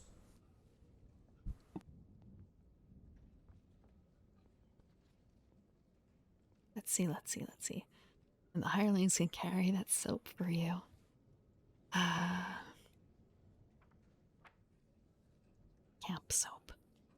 Camp soap. Hirelings. Hirelings are those sorry souls that, for money, glory, or stranger needs, venture along with adventurers into the gloom and danger. They are the foolhardy that seek to make their names as adventurers. Hirelings serve a few purposes. To the characters, they're the help. They lend their strength to the player characters' efforts in return for their pay. To the players, they're a resource. They buy the character some extra time against even the most frightening of threats. They're also replacement characters, waiting to step up into the hero's role when a player character falls. To the GM, they're a human face for the characters to turn to, even in the depths of the earth or the far reaches of the plains. Hirelings are not heroes. A hireling may become a hero as a replacement character, but until that time, they're just another GM character. As such, their exact hit points, armor, and damage aren't particularly important. A hireling is defined by their skill or skills, a cost, and a loyalty score. A hireling's skill is a special benefit they provide to the players. Most skills are related to class abilities, allowing a hireling to fill in for a certain class. If you don't have a ranger, but you need to track the assassin's route out of Torcy anyway, you need a tracker. Each skill has a rank, usually from 1 to 10. The higher the rank, the more trained the hireling. Generally, hirelings only work for adventurers of equal or higher level than their highest skill. Skills don't limit what a hireling can do, they just provide mechanics for a certain ability. A hireling with a protector skill can still carry your burdens and check for traps, but the outcome isn't guaranteed by a rule. It will fall entirely to the circumstances and the GM. Sending a hireling to do something that is clearly beyond their abilities is asking the GM for trouble. No hireling works for free. The hireling's cost is what it takes to keep them with the player characters. If the hireling's cost isn't paid regularly, usually once a session, they're liable to quit or turn on their employers. When hirelings are in play, the players may have to make the order hirelings move. The move uses the loyalty of the hireling that triggered the move.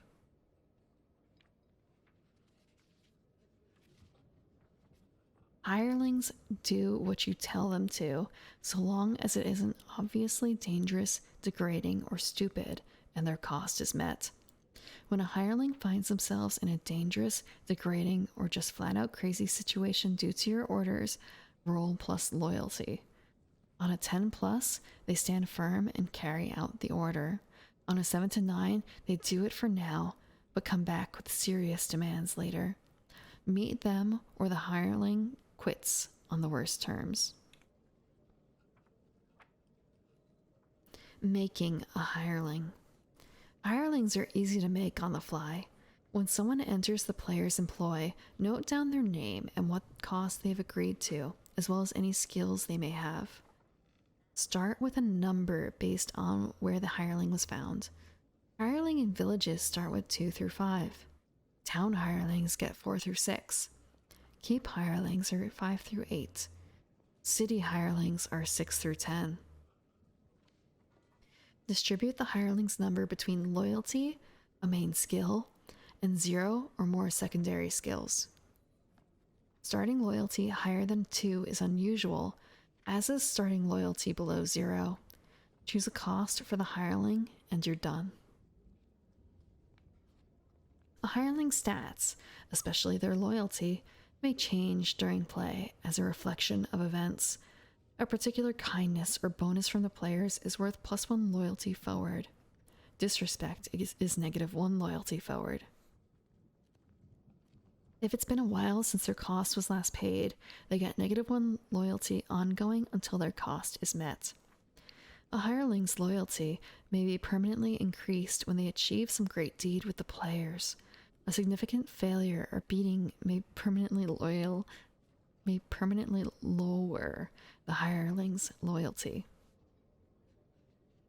Costs: the thrill of victory, money, uncovered knowledge, fame and glory, debauchery, good accomplished. Okay, I have to check something out. Yeah, I'm gonna have to check it out again. Where is it? Okay. Let's see. I lost another section, another chunk. Just another chunk. Where's this chunk? Where can I find the chunk?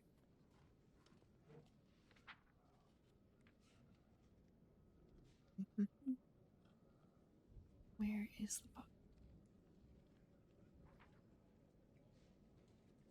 I would read a more official version, but I'm afraid that one may not be open source.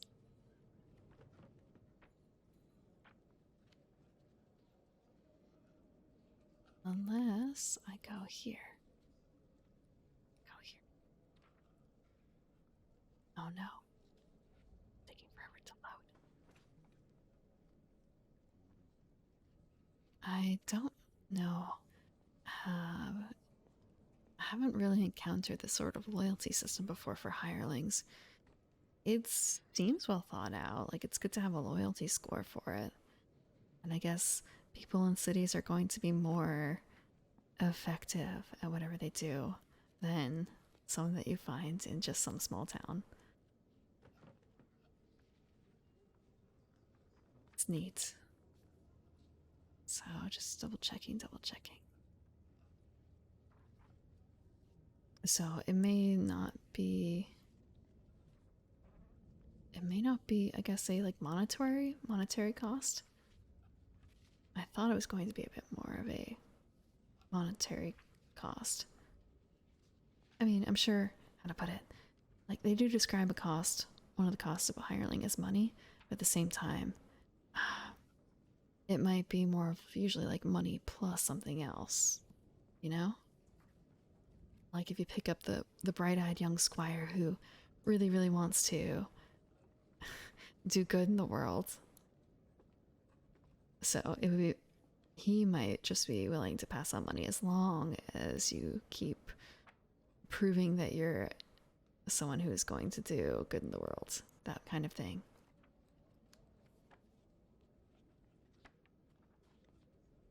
Let's see. Do I have it?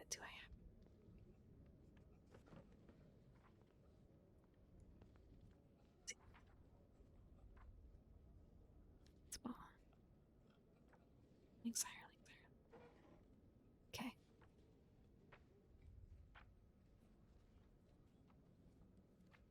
Skills.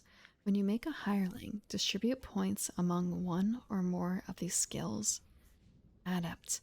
An adept has at least apprenticed to an arcane expert, but is not powerful in their own right. They're the grad students of the arcane world. Arcane assistance. When an adept aids in the casting of a spell of lower level than their skill, the spell's effects have greater range, duration, or potency.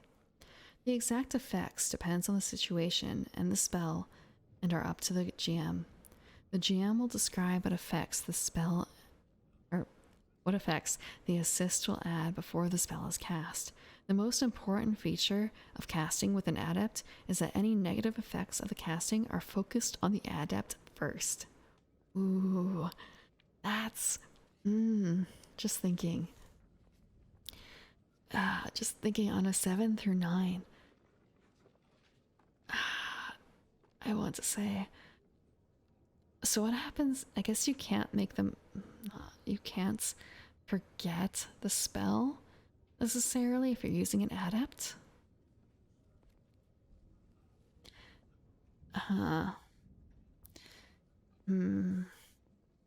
That's just thinking about the spell backfiring. That's going to be quite costly in the end. I feel like it's going to be very dangerous. So the next skill, burglar. Burglars are skilled in a variety of areas, most of them illicit or dangerous. They are good with devices and traps, but not too helpful in the field of battle.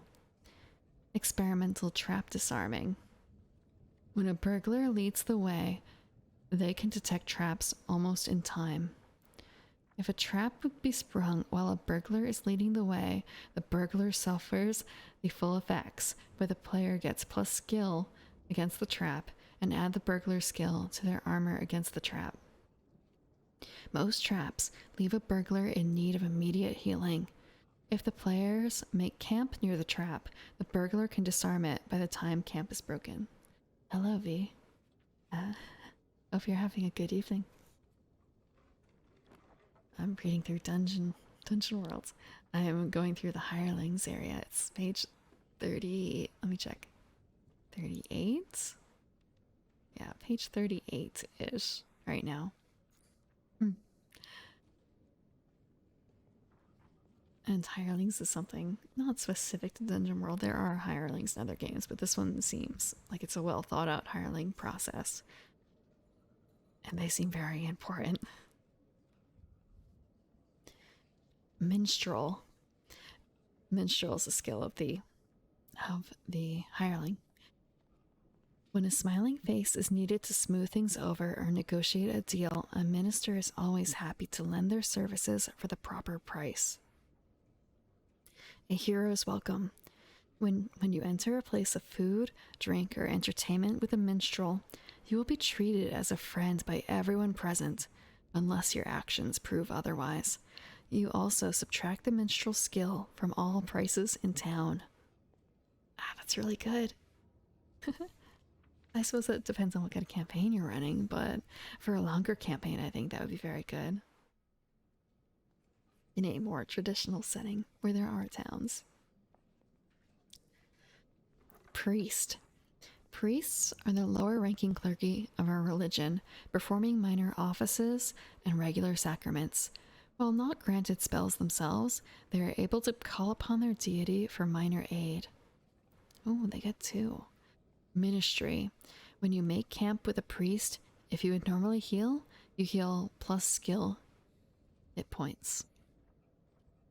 First aid. When a priest staunches your wounds, heal 2 times skill hit points. You take -1 forward as their healing is painful and distracting. Ooh, okay, I can see why now they have 2. That second one. For the first aid. Protector. A protector stands between their employer and the blades, fangs, teeth, and spells that would harm them. Sentry. When a protector stands between you and an attack, you increase your armor against that attack by the defender's skill. then reduce their skill by 1 until they receive healing or have time to mend.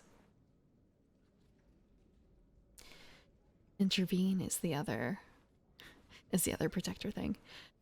When a protector helps you to fight danger, you may opt to take +1 from their aid. If you cannot get a 10 plus result, a 10 plus instead counts as a 7 through 9. Wait, what? What? So I guess if you have...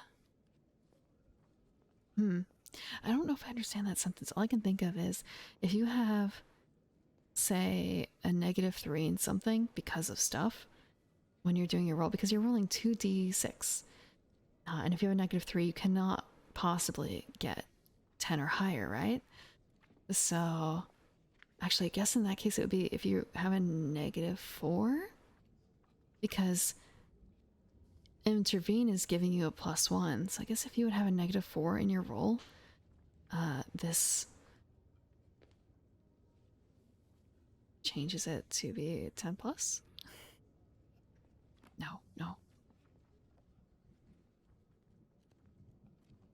Oh, never mind. I'm reading this with the wrong inflection. If you do take the +1 from the protector's aid, you cannot get a 10 plus result. The 10 plus counts as 7 through 9. Okay, that's a different reading of it. Okay, that's good to know. I wish a little bit that the wording was changed, but it is what it is now. In this print edition. I wonder if they clarified it in a later edition. Tracker. Trackers know the secrets of following a trail, but they don't have the experience with strange creatures and exotic locales that make for a great hunter. Track. When a tracker is given time to study a trail while making camp, when camp is broken, they can follow the trail to the next major change in terrain, travel, or weather. Guide. When a tracker leads the way, you automatically succeed on any perilous journey of a distance in rations lower than the tracker's skill. Counting distance in rations is actually a pretty good idea. Yeah. Though I suppose that depends on the character abilities when it comes to that.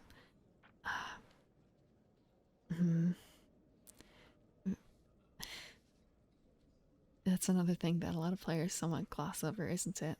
Rations. And distance, too. Warrior. Warriors are not masters of combat, but they are handy with a weapon. Man-at-arms. Warrior. Skill. When you deal damage while a warrior aids you, add their skill to the damage done. If your attack results in consequences, like a counterattack, the man-at-arms takes the brunt of it.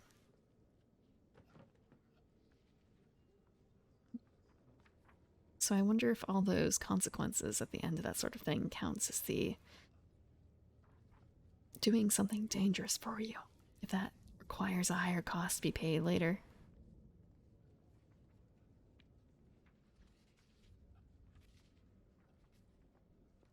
The adventurer's life. Now you know the basics. Oh wait, let me just double check. Let me double check something.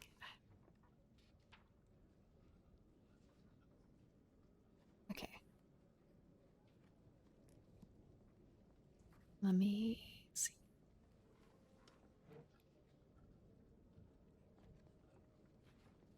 Okay, there is more. I have to compare against a few different versions here. The adventurer's life. Now you know the basics.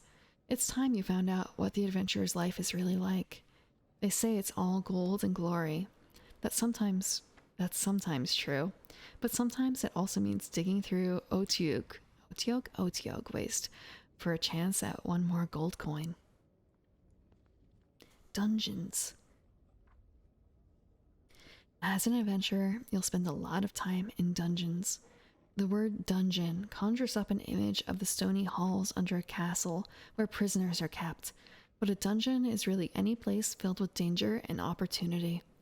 A dragon's cave, an enemy camp, a forgotten sewer, a sky castle, the very foundations of the world. The most important thing to remember when you're in a dungeon is that it's a living place. Just because you cleared the guards out of the entryway doesn't mean they won't be replaced with fresh recruits. Every monster, soldier, or leader you kill has friends, mates, followers, and spawns somewhere. Don't count on anything in a dungeon. Since dungeons are living places, you'd better prepare for the long haul. Rations are your best friend. Delving into the Hall of Zathal isn't a day trip. Once you're inside, your exit might be blocked. Even if you could just waltz out, the time you spend doing it just gives your enemies time to prepare. Those goblins aren't tough, but when they have time to rally and prepare traps. Speaking of traps, keep your eyes open for them too. The thief is your best friend here. They can stop you before you wander into a pit trap or fill the room with acid. Without one, you're not in dire trouble, but you're likely to need to take your time and be extra careful. You can investigate an area by discerning realities, but you'll be taking more risks than a skilled thief would. When you're unlucky enough to trigger a trap, you might have the chance to get out of the way, throw up a quick protective spell, or save a friend, most likely by defying danger. Of course, not every trap is so crude as to give you time to get out of the way. A well-built trap will have a blade in your side before you even know it's sprung. That sounds grim, sure, but it's not as bad as all that. You've got steel, skills, and spells. If you stick together and keep your wits, you'll make it out alive. Probably. Monsters. The beasts and worse that fill dungeons? We call them monsters. Not all of them appear monstrous. Sometimes it's just a guy in some armor. No horns, flames, or wings. Nothing. But when that guy wants to kill you, well, he's as much a monster as the rest. Some don't even need arms and armor. A wily warlock or nefarious noble can stab you in the back a dozen times with a word or two. Be wary of anyone who can stroll around a dungeon with nothing but a robe and a staff. There's a reason they don't need a shell of steel. But when it comes to fighting monsters, it's an even bet. Your life versus theirs. You should know that going into it. If you can avoid it, never fight with even odds. Unless you have the advantage, you're probably better off working to gain that advantage than betting your life on a fight. Find their weaknesses, pad your advantages, and you'll live long enough to enjoy the spoils. Fights often mean triggering moves like hack and slash, defend, or volley. Defy danger comes up pretty often too, and class moves like cast a spell. The best fight for you is one where you have the drop, since hack and slash is triggered by an attacking in melee, and a defenseless enemy isn't really in melee. The move won't trigger. You'll just bury a weapon or spell in their back and deal your damage. Monsters generally fall into a few types. Humanoids are more or less like you. Orcs, goblins, and so on. Beasts are animals, but not so docile as Bessie the cow. Think foot-long horns and acid sacs. Constructs are crafted life. Planner monsters come from beyond this world, from places only dreamed of. The undead might be the worst of all. That which is dead is damn hard to kill again. When you find yourself in a fight with a monster, you have a few different tricks up your sleeve that can help you survive. If the monster is something you might know about, you could consult your knowledge and spout lore. It never hurts to take a minute to look around and discern realities too. There might be something helpful nearby that you missed. Make sure you understand your class moves and how they can help you too. You never know when a move might come in handy in a new way. Wilderness. There's dungeons, there's civilization, and there's all the stuff in between. The wilderness. The line between a forest and a dungeon is thinner than you might think. Have you ever been lost in the night and surrounded by wolves? Journeys by road are easy. When you've got a trail to follow and some modicum of protection, you're not even making moves. You just consume some rations on the way and make it to your destination. If it's a perilous journey, though. On a perilous journey, you'll need a trailblazer, a scout, and a quartermaster. That means you'll probably want at least 3 people when you're traveling in dangerous areas. Fewer than 3 and you'll be neglecting something. That's an invitation for trouble. Friends and enemies. You're an adventurer, so people will pay attention to you. Not all of that attention is going to be positive. You'll find that, especially once you're laden down with ancient treasure, all manner of hangers-on will appear from the woodwork. Sure, you can get leverage on these people and parlay them to get what you want, but the way to build a lasting connection is to do right by them. Forcing Duke Olhoro to give you a castle in return for his daughter will get you the land, but the reputation that comes along with your shady dealing won't do you many favors. Coercion isn't mind control, so play it nice if you want to make friends.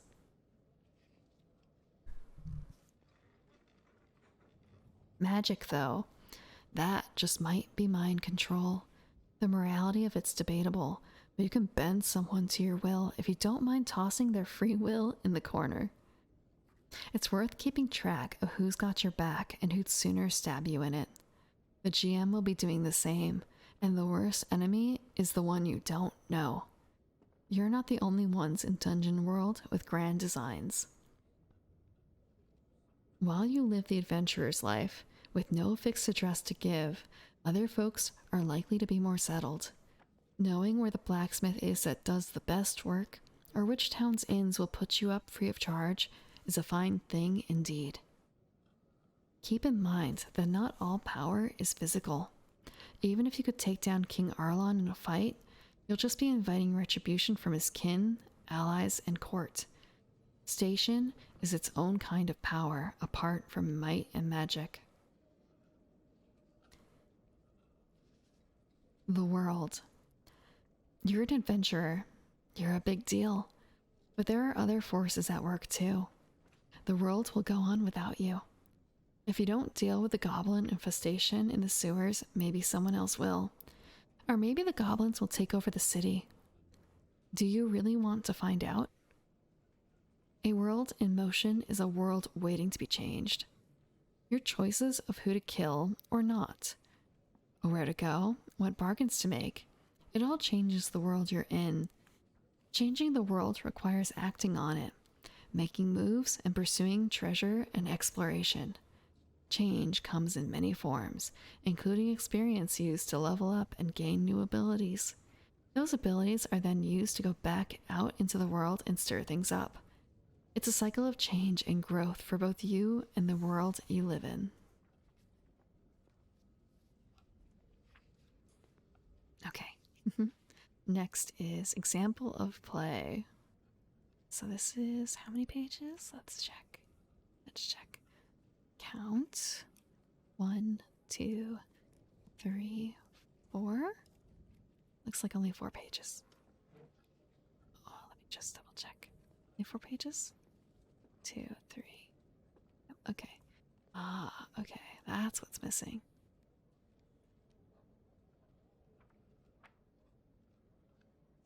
Actually, real quick, I'm on page 44. Let me just scroll back up real quick. Let's see. Okay. Wait, nope, I wanted page 44. I think I will probably buy the hard copy of this in the future.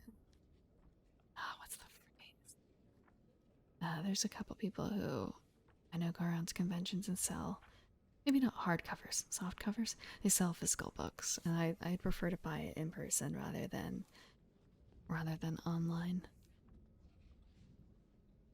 How to put this? After the last few things I've bought that have come on online, not necessarily through that person, but through others, just kind of, do I really want a chance having to return this? Hmm. Yeah, yeah. After having that copy of Wingspan come with a very clear gash under the plastic wrap, like it's just a bit of a waste for everyone involved. Example of play. I'm GMing a game with Isaac, playing Omar, Ben, playing Brienne, Amy, playing Nora, and Dan, playing Wrath. So Isaac is Omar, Ben is Brienne, Amy is Nora, and Dan is Wrath. That's. Oh, names are always the hardest. Oh, names are always the hardest. The group has come upon a tribe of goblins preparing the ritual sacrifice of a rare and valuable albino crocodile, highly regarded as pets among the wealthy of the city. 3 of the goblin warriors, drugged on narcotic vapors, charge the fighter Brienne, shrieking. 2 others take cover, prepare their bows, and gesture urgently towards Wrath, as they make signs to ward off the evil eye. Another group of 3 slips into the shadows around the outer edge of the chamber, preparing a sneak attack. The high priest and her acolyte carry on with the ritual, rubbing the croc's upturned belly to keep it compliant, and bringing out the sacred knife to slit its throat. Once I describe the situation, I make sure the game's a conversation by giving them a chance to do something. So, what do you do? Isaac jumps into this action first. There's enough shadows at the edge of the chamber to hide in? Yeah, I say. The goblins aren't much for lighting, apparently. The edges of the chamber just kind of disappear into crumbling walls, rubble, and gloom. Great. I'm going over here, the side where the sneaky ones went. Omar glances over his shoulders, pulls up his hood over his head, and ducks into the shadows. I'm going to pop out of the shadows right here where the torches illuminates the sacrificial altar. I look over the map and say, well, there's certainly a danger for being discovered that I think you're defying. Sounds like Dex to me, since you're moving carefully and silently. So he picks up the dice and rolls. The dice show 1 and 2, plus a Dex of 2, it's only 5. Damn, he says. I already have an idea of what to do, but I check it against my list of moves to be sure. Sure enough, my idea to have him get his foot lodged in the rubble in the darkness is a move. Put someone in a spot. As you make your way through the shadows, you put your foot down on some rubble and it shifts under you, pinning your foot. What's worse, you hear a deep, raspy breath as the shifting rubble wakes something in the shadows. Are you giving away your position to cry for help, or trying to get out yourself?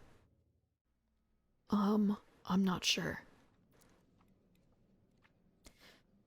That's fine, we'll come back to you. What are the rest of you doing? Dan steps up. Those goblins that ducked into the shadows? Can I see them? Not at first glance. Are you trying to pick them out? No, I'm just wondering if they'll be targets for my sleep spell. I push the winds of magic into a lulling, shimmering breeze that fill the room. Dan rolls his cast a spell move to cast sleep. He rolls a 6 total on the dice, and he has +2 int for a total of 8. He has a choice to make. You can feel the spell slipping away from you. The winds of magic are all caught up in the goblin ritual sacrifice. There are some options on the move. Which one are you taking to keep the spell? Dan ponders his options. I may need to put more of these guys to sleep. Brienne, Can you cover me if I get in trouble, or should I take the negative one forward? Sure, I can cover you, Ben says. Wait, Ben is. Oh no, I already used that voice for someone. Let me double check. Isaac, okay. Too many Ben voices. Sure, I can cover you. Okay, I'll take the danger option. Great, I say. They're narcotic vapors those goblins are on. It attunes their senses. They can feel the winds of magic just a bit, and now they're all running at you instead of Brienne. How many creatures are you putting to sleep? Dan rolls the die. Looks like only one. Damn. Right in the middle of some long goblin invocation, the priest just drops to the floor. Her acolyte immediately starts shaking her to wake her up. Neither of them is paying much attention to the albino crocodile, who is no longer content since no one's rubbing its belly. The goblin on the fumes, though, they're coming right at Wrath. Ben jumps in. I step between Wrath and the crazed goblins and make myself a big target, drawing the goblins' attention with a yell. Sounds like defend, I say. Okay, I rolled a 7, so I hold 1. Great. The 3 goblins on fumes practically bowl Wrath over as they slam into him, swinging their daggers wildly. No, they don't, Ben says. I spend my hold to get into the way and direct the attack to me. So Brienne steps in at the last moment, pushing Wrath out of the way, and the goblins lay into her instead. Looks like 5 damage. Nora, Brienne's got these 3 psychotic goblins all over her. Wrath's just put the priestess to sleep, the crocodile's stirring, and Omar's nowhere to be found. What are you doing? First, I line up a shot on one of the archer goblins, and while I'm doing that, I give a little head nod, and Kanto heads off into the shadows. He's trained to hunt. He's looking for Omar to make sure he's all right. I look over the ranger's command move to make sure I know what the effect of Kanto's search are, and before responding, well, on his own, Kanto will probably find Omar in a while. If you go into the darkness with him, you'll take his bonus to your Discern Realities roll to find Omar. But first, it sounds like you're making a called shot. Oh, sorry. Oh, the goblin archers are surprised by me? I thought I was just following, Amy replies. It's time for me to make a call. No, they're entirely focused on Wrath. They're about to fire on him. I think you've got the element of surprise because they're just too focused. Great. Then I'll go ahead and take a shot at the arms of the one closest to me. I want him to drop his bow. Looks like that's plus dex 10. He drops his bow and takes 4 damage. I consult the goblin stats first, then reply, Yup, that'll kill him, and since you hit him dead in the arm, he doesn't get a shot off. The other one, however, releases a shot at Wrath for 2 damage. Wrath, Brienne pushes you out of the way, and you think you're safe for a split second before an arrow flies into your leg. What are you doing about it? Actually, hold that thought. Let's see what Omar's doing. Isaac's had some time to think things through now. This deep, raspy breath, can I make out where it's coming from? Is it like a human-sized rasp or a monster-sized rasp? Sounds to me like you're trying to listen to your senses and get some information. I'm hoping that this will remind Isaac there's a move for this instead of just telling him to make the move. Oh yeah, so I'm discerning reality, staying as quiet as I can and just trying to pick up any detail on what this thing is. With my wisdom, that's a 7. Whew. What should I be on the lookout for? I take a second to look over my notes and the map just to make sure I give him all the information. Well, not the goblins, actually. They pass by, closer to the light than you, intent on backstabbing your friends and not noticing you. The thing you do see is the tip of this huge crocodile snout peek over a mound of rubble with that rasping sound coming from it. It looks like the albino crocodile has family, and it's big, horse sized. If you make noise by moving rocks and getting unstuck, it'll almost certainly hear you. What are you doing about that? Isaac ponders. So, I can try to get out of here, defying danger most likely from the sounds of it. Or, I tear off a piece of my cloak and soak it in an entire dose of my golden root poison. It's an applied poison, but if I could get this huge crocodile to swallow it before it swallows me, it'll treat me as a trusted ally, and then I can use it against the goblins. Okay, that sounds like a risky plan to me, but it's just crazy enough to work. Time to cut back to someone else. Omar soaking poison into a scrap of cloak. Brionne's got 3 drugged up goblins scraping at her. Nora's got an eye out for Omar. There are goblin sneaks in the shadows. 1 goblin archer by the altar. The crocodile is waking up, and Wrath just took an arrow to the knee. Ew, Wrath, what are you doing about that arrow? And that is the end of chapter 2. I'm going to take a minute to have a drink real quick.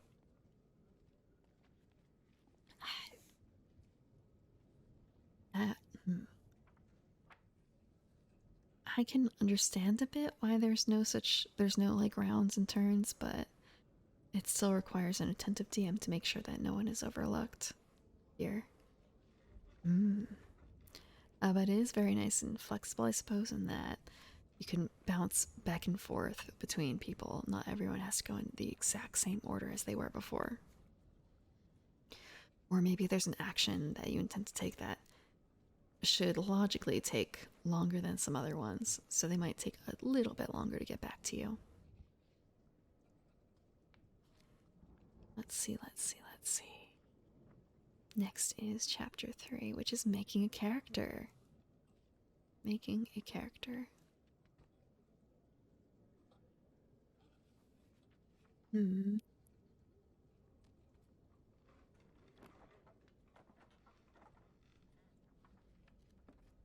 Is if you've ever seen a Dungeon World sheet, it feels simpler than some other systems. But I suppose it has more blocks for certain abilities. And I guess if you're a caster, you still kind of need a spell sheet. You're never going to get rid of that.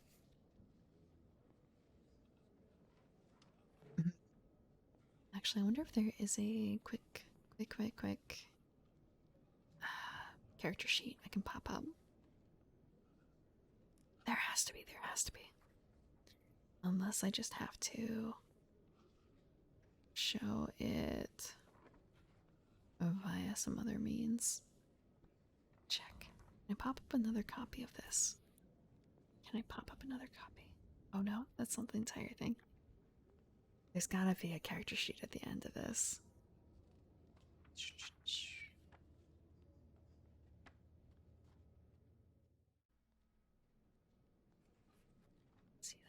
Let's see. This is like...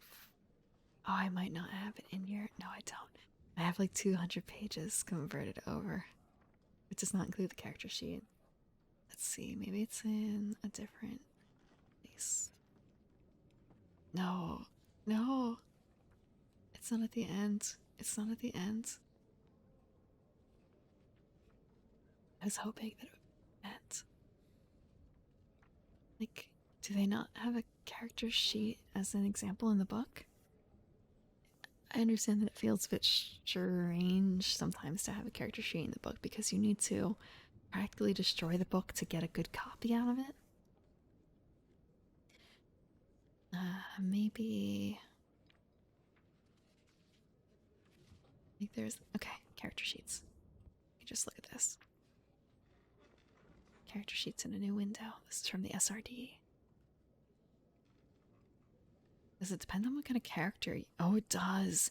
You have a different character sheet depending on what kind of character you have. Okay, that explains a little bit. Oh, that's gonna be painful. I wonder if they're gonna show. They have to show us different character sheets. They have to show us different character sheets in here. So I guess it's just gonna be divided that way. Okay. I'll stop dawdling and we will read about character creation. Chapter 3.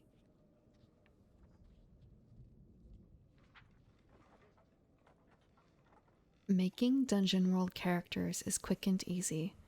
You should all create your first characters together at the beginning of your first session. Character creation is, just like a play, a kind of conversation. Everyone should be there for it. You may need to make another character during play, if yours gets killed, for example. If so, no worries. The character creation process helps you make a new character that fits into the group in just a few minutes. All characters, even replacement characters, start at first level.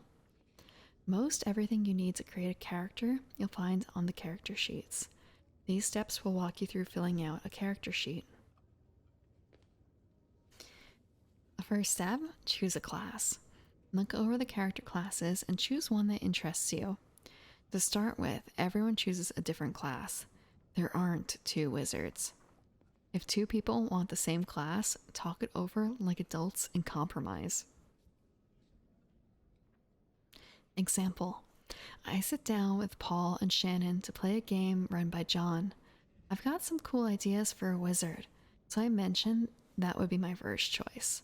No one else was thinking of playing one, so I take the wizard character sheet.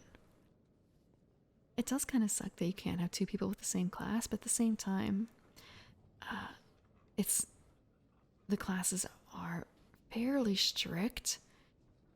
So they would pretty much be running the same way mechanically, as far as I know. But then again, there's also the whole open world of extra classes that people have homemade, so you can have something that probably functions more like a wizard than the official wizard class, or more like your special flavor of wizard. Because, I mean, thinking about the kind of wizards there are, like, do you want to be more of an illusionist? Do you want to be more of a fireball thrower and that sort of thing? Those are probably separate classes that someone has made. Step 2 is choosing a race. Some classes have race options. Choose one. Your race gives you a special move. Example: I like the idea of being flexible. Having more spells available is always good, right? I choose human, since it'll allow me to pick a cleric spell and cast it like a wizard one. Or like it was a lizard. Like it was a wizard one. Lizard, wizard, lizard, wizard, lizard, wizard. That'll leave Shannon's cleric free to keep the healing magic flowing. Step 3, choose a name. Choose your character's name from the list. Example: Avon sounds good. And there's a sidebar quote from Freaks and Geeks. I actually haven't seen that either. Daniel says, "Alright, fine, I'll be a dwarf, but my name is Carlos." Bill says, "Carlos the dwarf?" Daniel says, "Yeah, you've got a problem with that, Gorthon?" Is Freaks and Geeks a movie or is it a TV series? I feel like it could be either. I think it was a movie though. Let's see. Step 4 is choose look. Your look is your physical appearance. Choose one item from each list. There is no list down below. just clarifying. They are simply an example. Haunted eyes sound good, since every wizard has seen some things no mortal was meant to. No good wizard has time for hairstyling, so wild hair it is. My robes are strange, and I mentioned to everyone that I think maybe they came from beyond as a part of a summoning ritual. No time to eat with all that studying and research. Thin body. Step 5, choose stats. Assign these scores to your stats: 16, 15, 13, 12, 9, 8. Start by looking over the basic moves and the starting moves for your class. Pick out the move that interests you the most, something you'll be doing a lot, or something that you excel at. Put a 16 in the stat for that move. Look over the list again and pick out the next most important move to your character, maybe something that supports your first choice. Put your 15 in the stat for that move. Repeat this process for your remaining scores: 13, 12, 9, 8. Another example.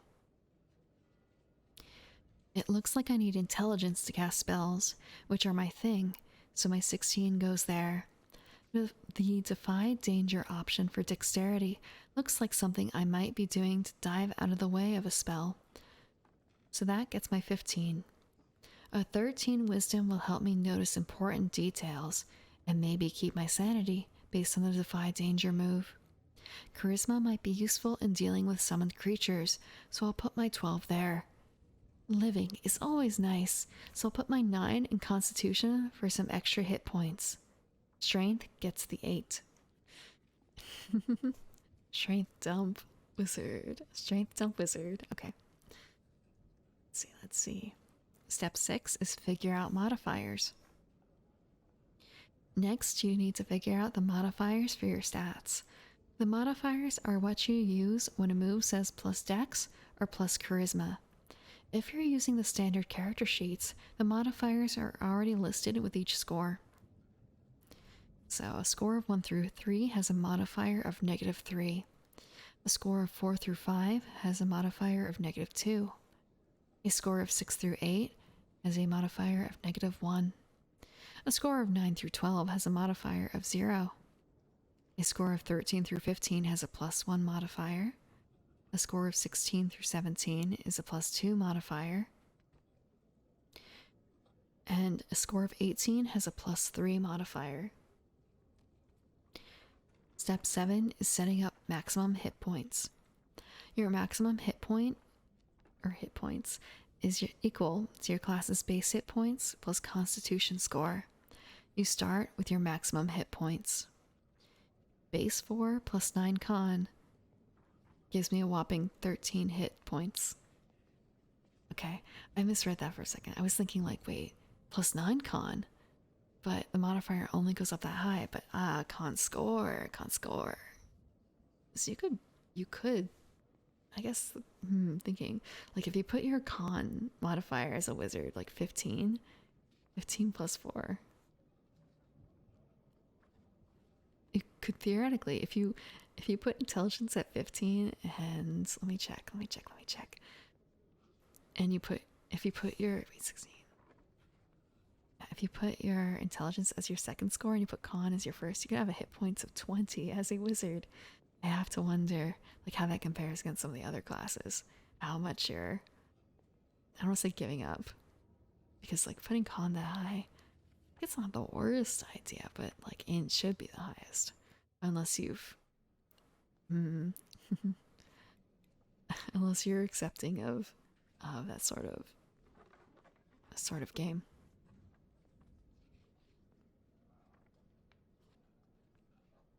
Step 8 is choose starting moves. The front side of each character sheet lists the starting moves. Some classes, like the fighter, have choices to make as part of one of their moves. Make these choices now. The wizard will need to choose spells for their spell book. Both the cleric and the wizard will need to choose which spells they have prepared to start with. A summoning spell is an easy choice, so I take Contact Spirits. Magic Missile will allow me to deal more damage than the pitiful D4 for the wizard class, so that's in 2. I choose... Sorry. I choose Alarm for my last spell, since I can think of some interesting uses for it. 9. Step 9. Choosing alignment. Your alignment is a few words that describe your character's moral outlook. Each class may only start with certain alignments. Choose your alignment. In play, it'll give your character certain actions that can earn you additional experience. The neutral option for wizards says I earn extra experience when I discover a magical mystery. Avon is all about discovering mystery. I'll go with neutral.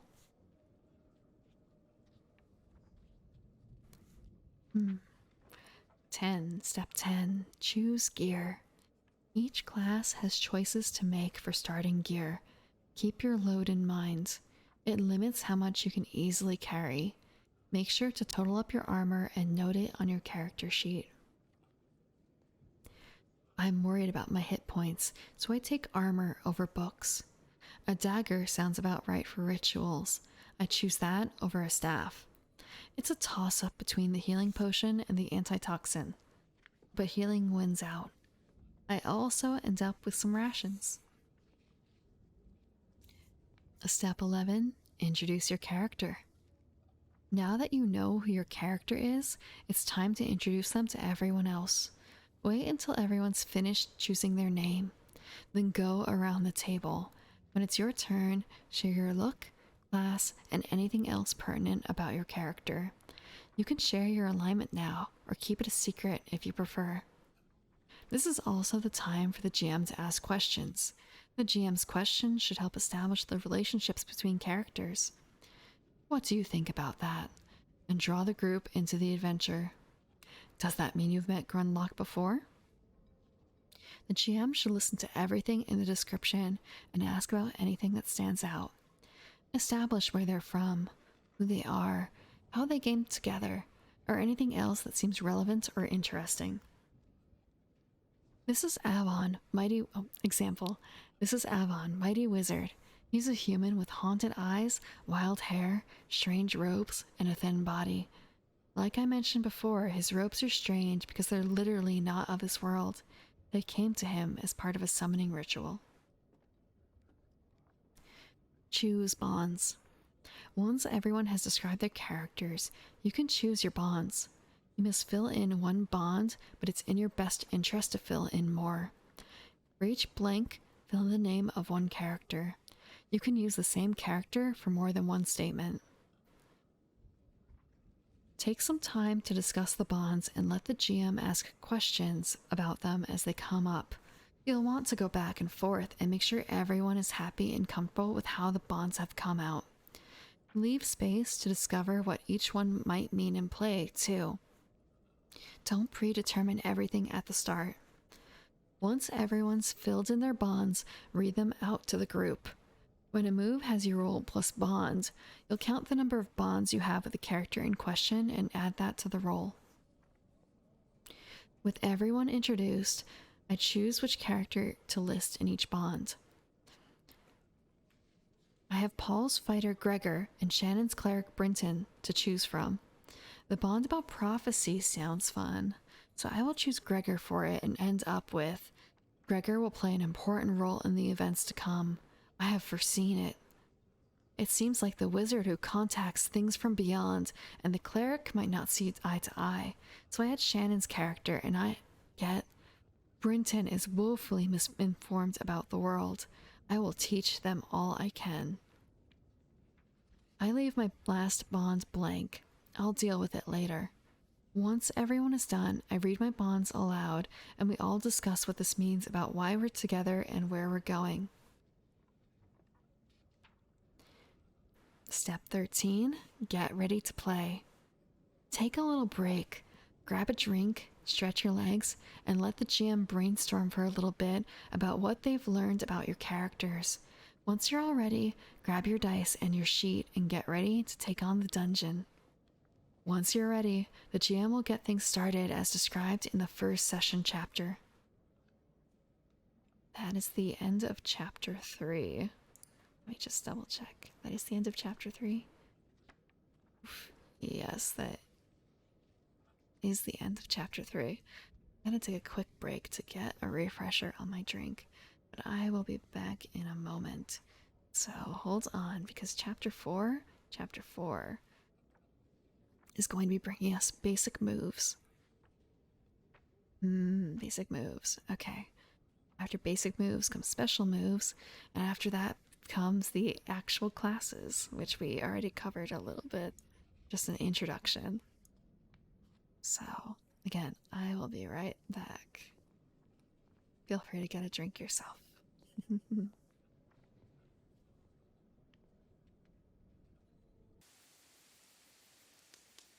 I'm back. And I just realized what time it was. Let's see. How many more pages is chapter 4? Basic moves. So we start here. 1, 2, 5, 6, 9, 10, 11, 12, 13, 14, 15, 17 pages. Okay. They're not very big pages, but we're already up to page. Let's see. We just finished page 54-ish. So, I'm going to try what I can to get through basic moves section of chapter 4. I'm going to change this back. Or, yeah, well, I mean, some of them are also blank or have imagery or they're only partially filled, so it does not feel that much of accomplishment. And again, this is a 400-page book. So we're not close to done. I mean, do we even truly know how to build a character yet? The answer is no. Part of it was that it felt like there was a lot of fluff, at the front. A lot of explanation fluff and not a lot of mechanical handlings. Yeah, I'm not reading through the entire thing, but we can get a chunk of it done. I will try and leave off on a good note somewhere. Hold on. I'm not going to try and marathon read most tabletop RPG books. There are certainly ones that are short enough to be read out loud in a single sitting,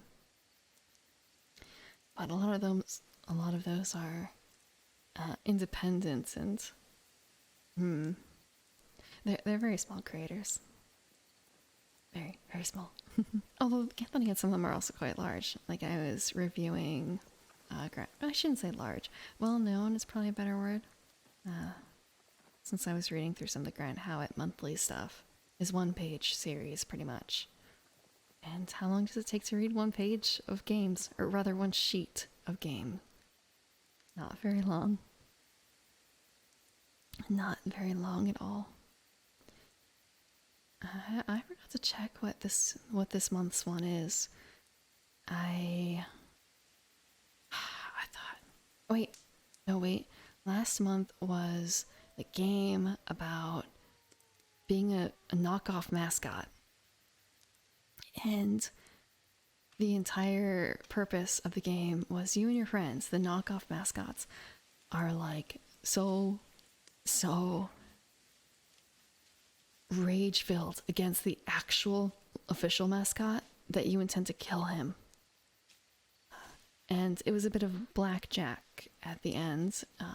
You could earn heat, which was both like metaphorical heat in terms of the police on your tail versus physical heat because you're in a furry suit, and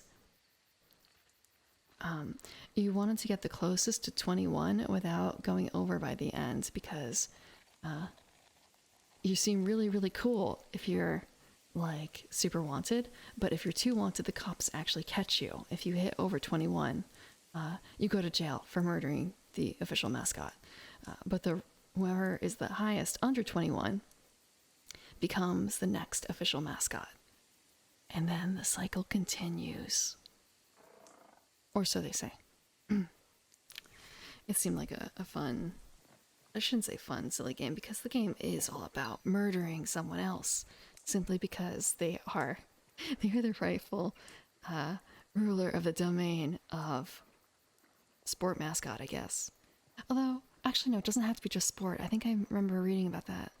And they suggested other things as well, because they distinctly mention, I think, Japanese mascots, because, you know, they have a mascot for everything. There's a mascot for towns and stuff. So you could have some really out there things, not just raccoons and huskies and tigers and whatever the fuck Gritty is. Actually, yeah, that would be pretty fun, wouldn't it? Like, imagine playing a knockoff Gritty with your friends and trying to kill the actual Gritty. That seems like it would be a real challenge.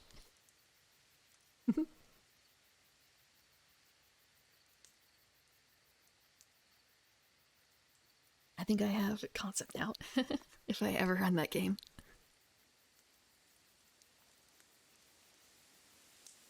Okay. Okay, let's see. Chapter 4. Chapter 4. I'm not too quiet, am I?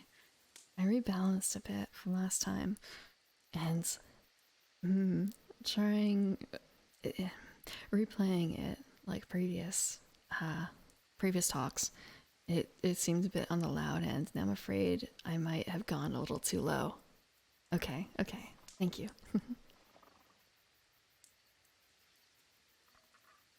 Okay, so chapter 4. This chapter contains the moves that are available to all characters. These moves fall into two categories: basic and special. Basic moves are the bread and butter of the adventurer's life. They cover situations likely to come up in fights, tense negotiations, and dangerous areas. Special moves come up a little more rarely. They cover things like gaining a level, taking a long journey, or returning to town between adventures. All player characters have all player characters have all the basic and special moves. Each player character will also have some moves from their class. We'll get to those later. Each move is presented here, starting with its name, then the rules of the move. Some are also accompanied by a quick discussion of how to use the move and some examples of the move being used in play. Basic moves. Hack and slash. When you attack an enemy in melee, roll plus strength. On a 10+, you deal your damage to the enemy and avoid their attack. At your option, you may choose to do plus 1d6 damage, but expose yourself to the enemy's attack. On a 7 through 9, you deal your damage to the enemy, and the enemy makes an attack against you. Hack and slash is for attacking a prepared enemy, plain and simple.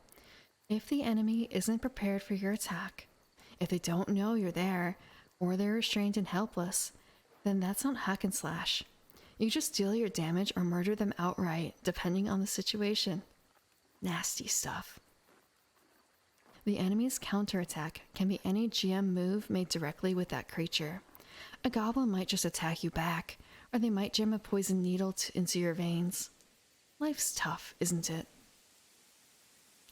Note that an attack is some action that a player undertakes that has a chance of causing physical harm to someone else. Attacking a dragon with inch-thick metal scales full of magical energy using a typical sword is like swinging a meat cleaver at a tank. It just isn't going to cause any harm, so hack and slash doesn't apply. Note that circumstances can change that. If you're in a position to stab the dragon on its soft underbelly, good luck with getting there. It could hurt, so it's an attack. If the action that triggers the move could reasonably hurt multiple targets, roll once and apply damage to each target. They each get their armor. Some attacks may have additional effects depending on the triggering action, the circumstances, or the weapons involved. An attack can also knock someone down, restrain them, or leave a big, bloody splatter. Oh, to change something. GM's sorry, Jarl. Jarl? Jarl, sorry. Carl with a J, but they already had a They already had a Carl. Oh, let's see. Jarl, you're up to your not inconsiderable belly in slavering goblins. They have you surrounded, knives bared. What do you do? Jarl says, I've had enough of this. I wallop the closest goblin with my hammer. Okay then. This is definitely combat. You're using hack and slash. Roll plus strength. I got an 11. It says here that I have a choice. Fear is for the weak. So let those goblins come. You smash your hammer into the nearest goblin, and you are rewarded by the satisfying sound of the crunching of his bones. That and a knife wound as the goblin counterattacks. He deals 4 damage to you. What do you do? That was one example of play. Here's a separate example of play. Man, they have a whole lot of male names in here.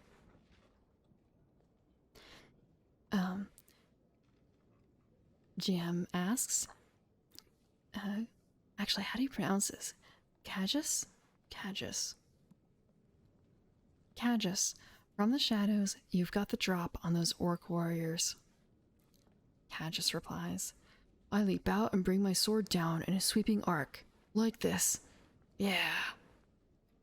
Well, they weren't expecting that, and they're caught totally off guard, and you slice into one.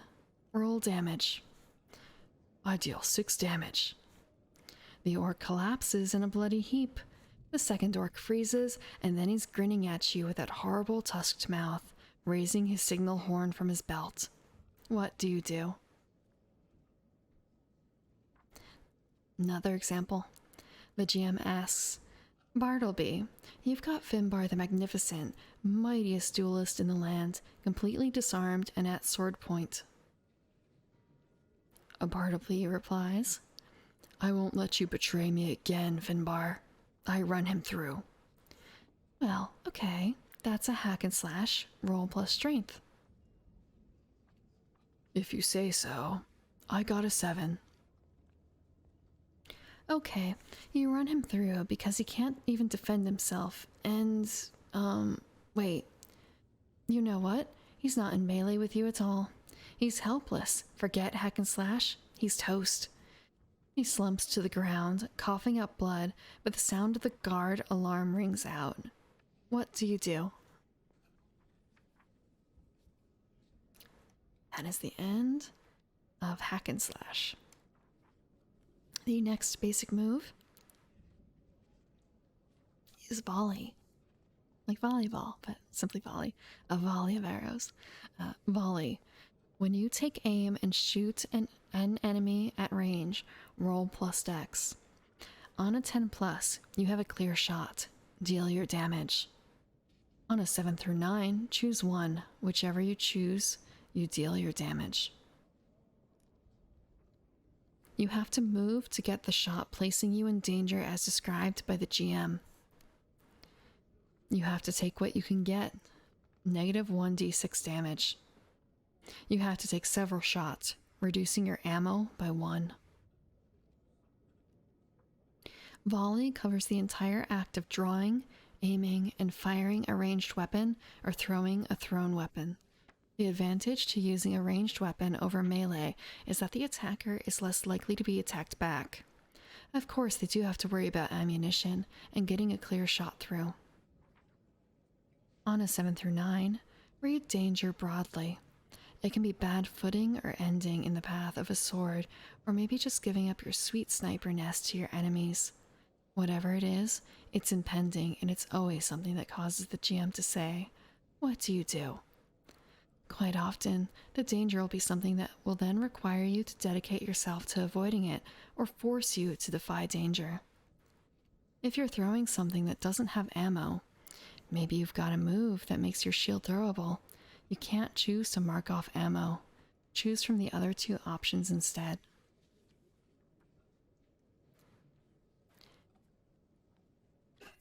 Examples. Aranwe. So, I'm stuck down here on the floor of the ritualarium, and that orc eye gouger is chanting his ritual up on the pedestal? Since Thelian has the rest of the rabble busy, I'll aim my bow and take a shot at the chanting orc. Okay, now I've used my normal voice for that, so now GM voice. An excellent choice. Sounds like a volley to me. I got an 8, damn. Well, I'm low on arrows and even lower on hit points. I better take what I can get. I roll my damage and then subtract the results of a d6, right? I got a 3. Is that enough to distract him at least? Sure. The arrow digs into the eye gouger's leg, and he roars in pain, interrupting the ritual temporarily. Unfortunately, it looks like the interruption might just be worse. A terrible rumbling of echoes from the pit under the pedestal, and the masonry of the room begins to crumble. What do you do? Okay, next example. Oh, they only have 2 examples now. 2 examples. The first one was what, like 3? Okay, let's see. Yeah, the first one was 3. Halleck says, Kobolds and an ogre? Man, what's going on here? Well, if they're coming to get me, I might as well let my arrows say hello. I take a shot at the mob. I rolled an 8. GM asks, well, what'll it be? Danger? Ammo? I'll take the danger. Well, the kobolds swarm you, and you manage to hit one as they approach. He falls down, but as the rest approach, you realize you've lost track of the ogre. He smashes you with his club and you take 12 damage. 12 damage? That's the danger? You're right, that's not just danger. Okay, so you're not mush yet. The ogre is looming behind you and that club is flying down at your head. What do you do?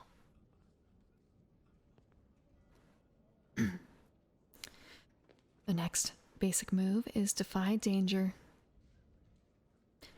When you act despite an imminent threat or suffer a calamity, say how you deal with it and roll. If you do it by powering through, plus strength. If you do it by getting out of the way or acting fast, plus dex. If you do it by enduring, plus con. If you do it with quick thinking, plus int. If you do it through mental fortitude, plus wisdom. If you do it through using charm and social grace, plus charisma. On a 10 plus, you do what you set out to. The threat doesn't come to bear. On a 7 through 9, you stumble, hesitate, or flinch. The GM will offer you a worse outcome, hard bargain, or ugly choice. You defy danger when you do something in the face of impending peril. This may seem like a catch-all. It is. Defy danger is for those times when it seems like you clearly should be rolling, but no other move applies. Defy danger also applies when you make another move despite danger not covered by that move. For example, hack and slash assumes that you're trading blows in battle.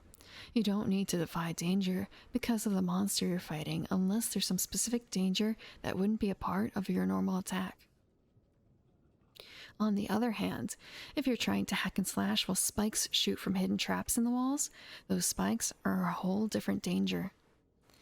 Danger here is anything that requires resilience, concentration, or poise. This move will usually be called for by the GM. She'll tell you what the danger is as soon as you make the move. Something like, you'll have to defy danger first. The danger is the steep and icy floor you're running across. If you can keep your footing, you can make it to the door before the necromancer's magic gets you. Which stat applies depends on what action you take, and your action has to trigger the move.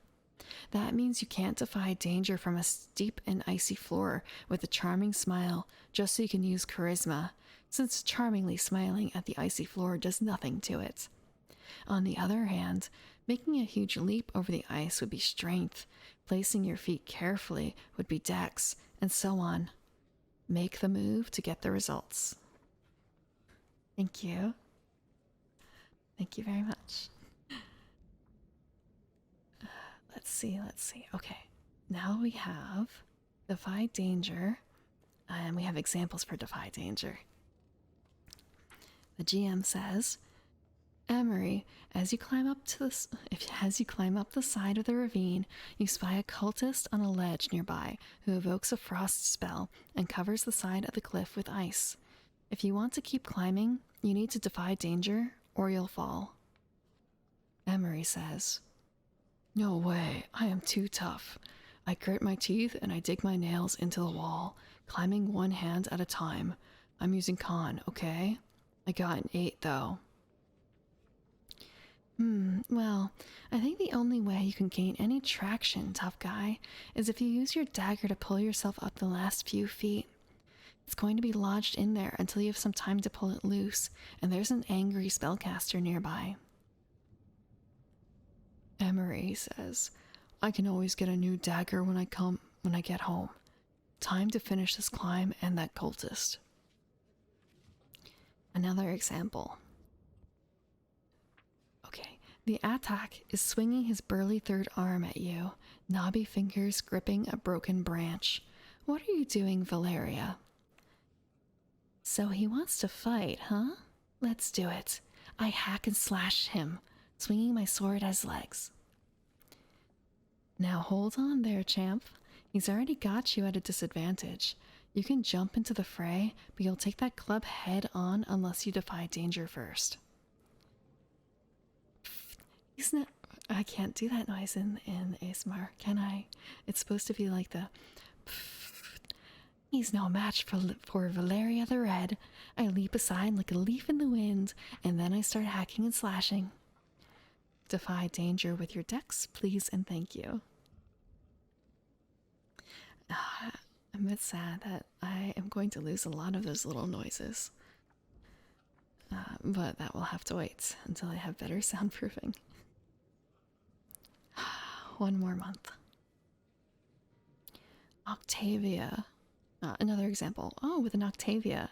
Octavia was the name of a character that I ran in Dungeon World. She was a paladin. Octavia says, I've had enough of this ogre.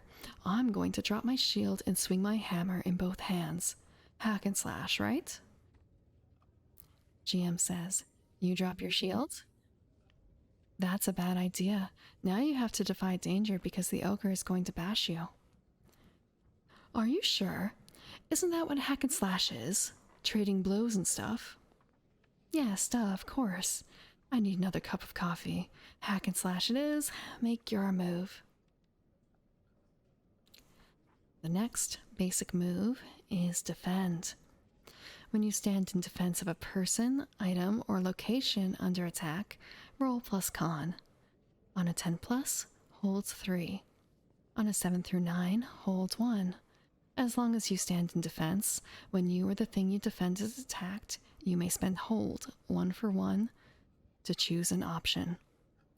Redirect an attack from the thing you defend to yourself. Have the attack's effect or damage. Open up the attacker to an ally, to giving that ally +1 forward against the attacker. Deal damage to the attacker equal to your level. Again, this is on a 2d6. So, just making sure I understand this real quick. If you stand in defense, roll con. You may spend hold. That's okay. So unless you completely and utterly fail, you can always either have the damage redirect the attack to yourself,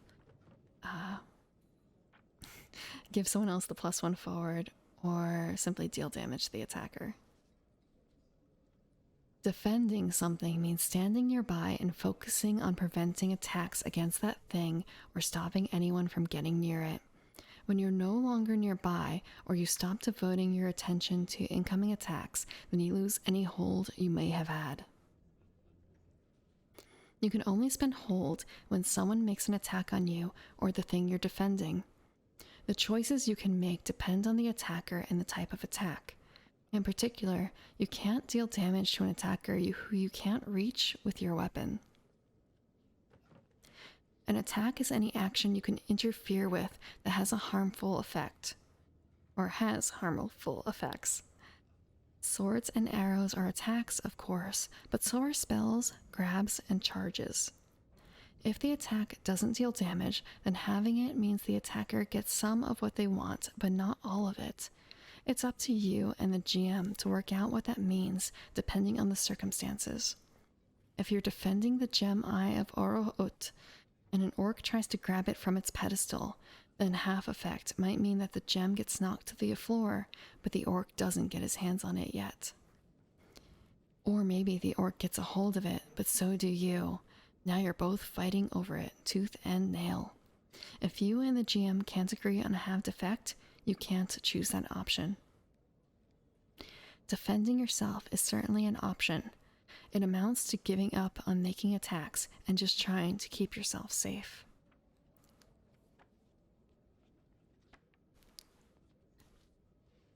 Okay, examples. The GM says, Avon, you begin weaving the spell to push the necromancer's ghost back through the gates, but the zombies are bearing down on you. Lux says, Don't worry, Squishy Avon, I will save you. While Avon casts his spell, I swear to protect him. I slam my hammer on my shield and yell, If you want to stop him, you'll have to come through me. I'd like to defend Avon. And with such gusto, too. Roll plus con. I get an 11. 3 holds, right? Better get... Sorry, another male voice. Better get ready to use it, Lux. I got an 8 on my spellcasting roll. I choose to put myself in danger. Of course you do. The zombies are drawn by the magical disturbance, lurching toward you on the attack. Suddenly, you're swarmed by them. They're everywhere. What do you do? Squeak helplessly? I'm on it. I spend a point of my hold to redirect the attack to me. I shove Avon aside and let the full fury of my goodness spill out in waves, angering the undead. To be safe, I'm going to whip my hammer in an arc and deal my damage. I might as well use it all up and reduce the damage by half. My God protects us. Okay, and that was using Avon the Spellcaster from earlier in the book, the one that was created with the wild hair and the otherworldly robes. Let's see. Okay, there's one last example for this, for defend. Okay, another three-person example. Hadrian is out of character, like out of book. Hadrian is a male name, right? Okay, oh wait. Okay, just making sure. I'm just reading forward a little bit and thinking, wait, don't tell me there's 4 characters in here all at once. Okay. GM asks, so Hadrian, you've been defending Durga while she heals Willem, but now Willem is better. What do you do? I leap forward to... Okay, this is Durga responding. Not Hadrian. Okay, Durga says, I leap forward to drive back the trogdolites. Hadrian says, I want to tangle with this crocodilian. GM says, okay, Durga, the trogs come at you with their clubs. Hadrian says, no way, I still have hold left over. I want to spend it to redirect that attack to myself. GM says, you two are spread out now. How are you going to do that if you're 20 yards away? You lost your hold when you attacked the croc, my friend. Hadrian says, yes, I guess I'm not standing in defense anymore. Forget it, you're on your own, Durga. Okay, the next basic move is to spout lore.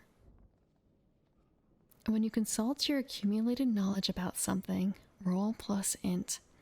On a 10 plus, the GM will tell you something interesting and useful about the subject relative to your situation. On a 7 through 9, the GM will only tell you something interesting. It's on you to make it useful. The GM might ask you, "How do you know this?" Tell them the truth now.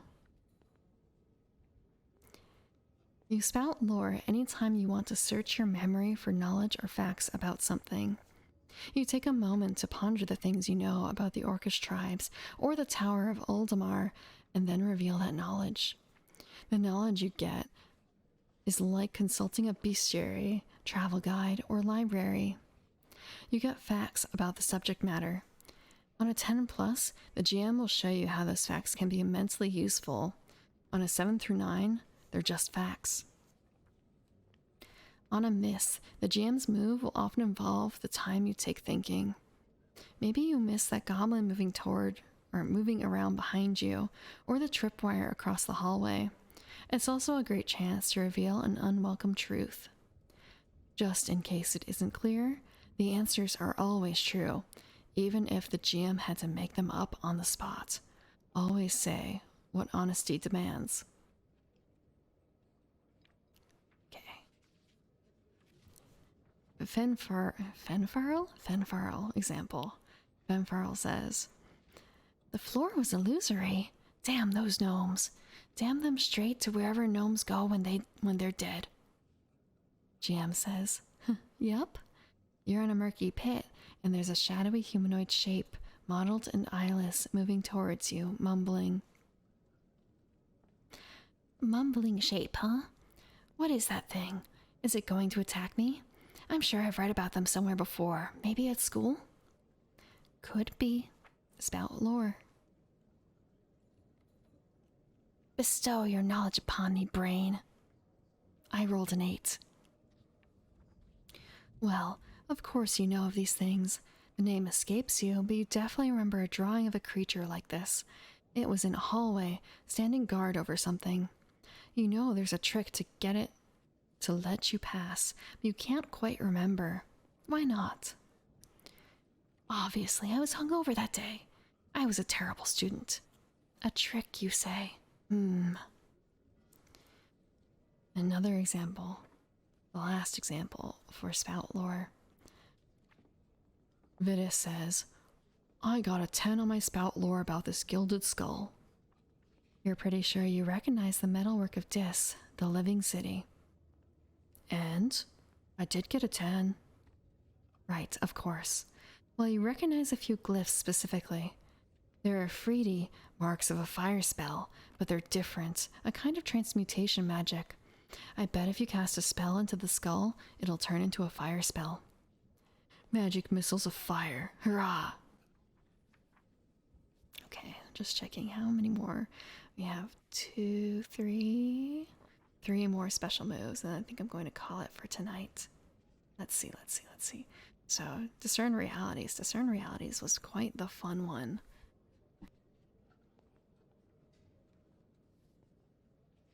I think that one came up a bit in the one campaign I played. Let's see. Discern Realities. When you closely study a situation or person, a roll plus wisdom. On a 10 plus, ask the GM 3 questions from the list below. On a 7 through 10, ask 1. Either way, take +1 forward when acting on the answers. What happened here recently? What is about to happen? What should I be on the lookout for? What here is useful or valuable to me? Who's really in control here? What here is not what it appears to be? To discern realities, you must closely observe your target. That usually means interacting with it or watching someone else do the same. You can't just stick your head in the doorway and discern realities about a room. You're not merely scanning for clues. You have to look under and around things, tap the walls, and check for weird dust patterns on the bookshelves. That sort of thing. Discerning realities isn't just about noticing a detail, it's about figuring out the bigger picture. The GM always describes what the player characters experience honestly, so during a fight, the GM will say that the kobold mage stays at the other end of the hall. Discerning realities could reveal the reason behind that. The kobold's motions reveal that he's actually pulling energy from the room behind him. He can't come any closer. Just like Spout lore, the answers you get are always honest ones, even if the GM has to figure it out on the spot. Once they answer, it's set in stone. You'll want to discern realities to find the truth behind illusions, magical or otherwise. Unless a move says otherwise, players can only ask questions from the list. If a player asks a question not on the list, the GM can tell them to try again, or answer a question from the list that seems equivalent. Of course, some questions might have a negative answer. That's fine. If there really, honestly, is nothing useful or valuable here, the GM will answer that question with, "Nothing, sorry."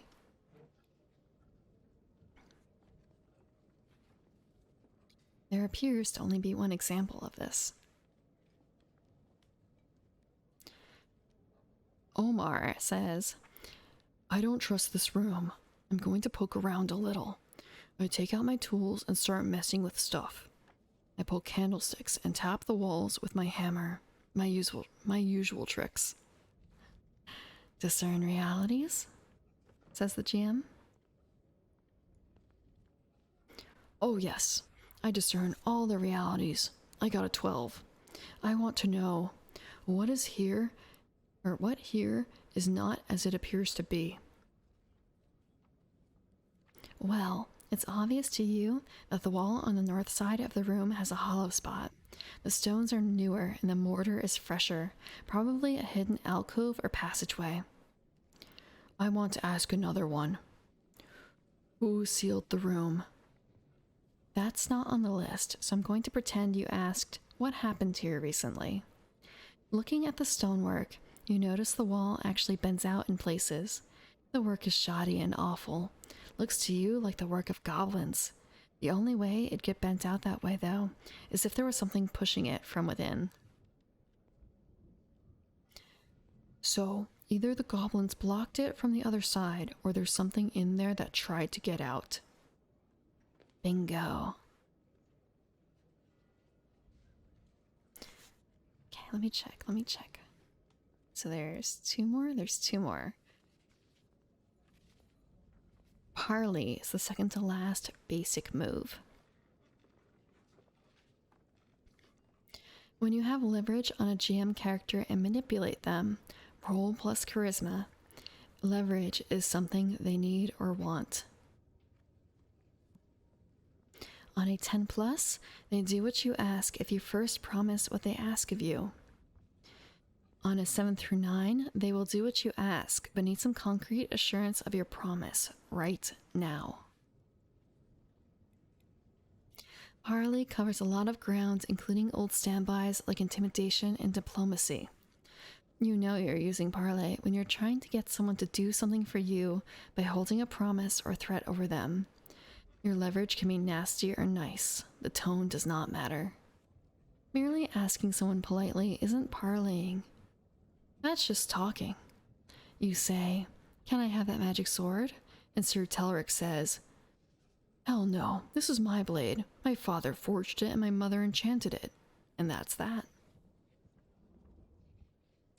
To parley,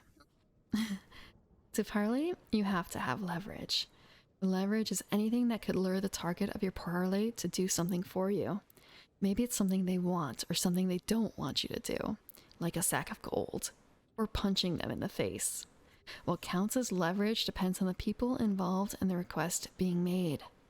Threaten a lone goblin with death, and you have leverage. Threaten a goblin backed up by his gang with death, and he might think he's better off in a fight.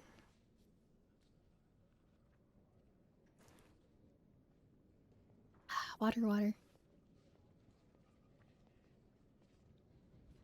On a 7 plus, they ask you for something related to whatever leverage you have.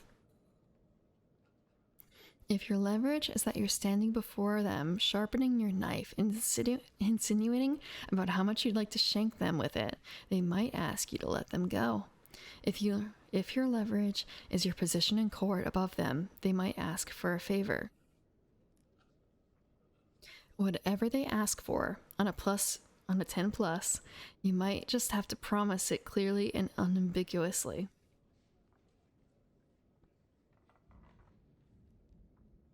On a 7 through 9, that's not enough. You also have to give them some assurance right now before they do what you want. If you promise that you'll ensure their safety from the wolves if they do what you want and you roll a 7 through 9, they won't do their part until you bring a fresh wolf pelt to prove you can do it, for example. It's worth noting that you don't actually have to keep your promise. Whether you follow up or not, well, that's up to you.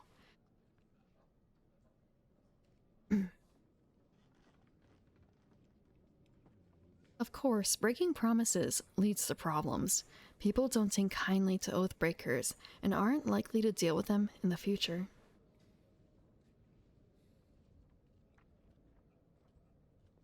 In some cases, when you state what you want, you may include a possible promise for the creature to make, as in, flee and I'll let you live. It's up to the target of the parlay if that's the promise they want, or if they have something else in mind. They can say, yes, let me live and I'll go, with assurances if you rolled a 7 through 9, or promise me you won't follow me. And we have 2 examples of this in motion. Alina says,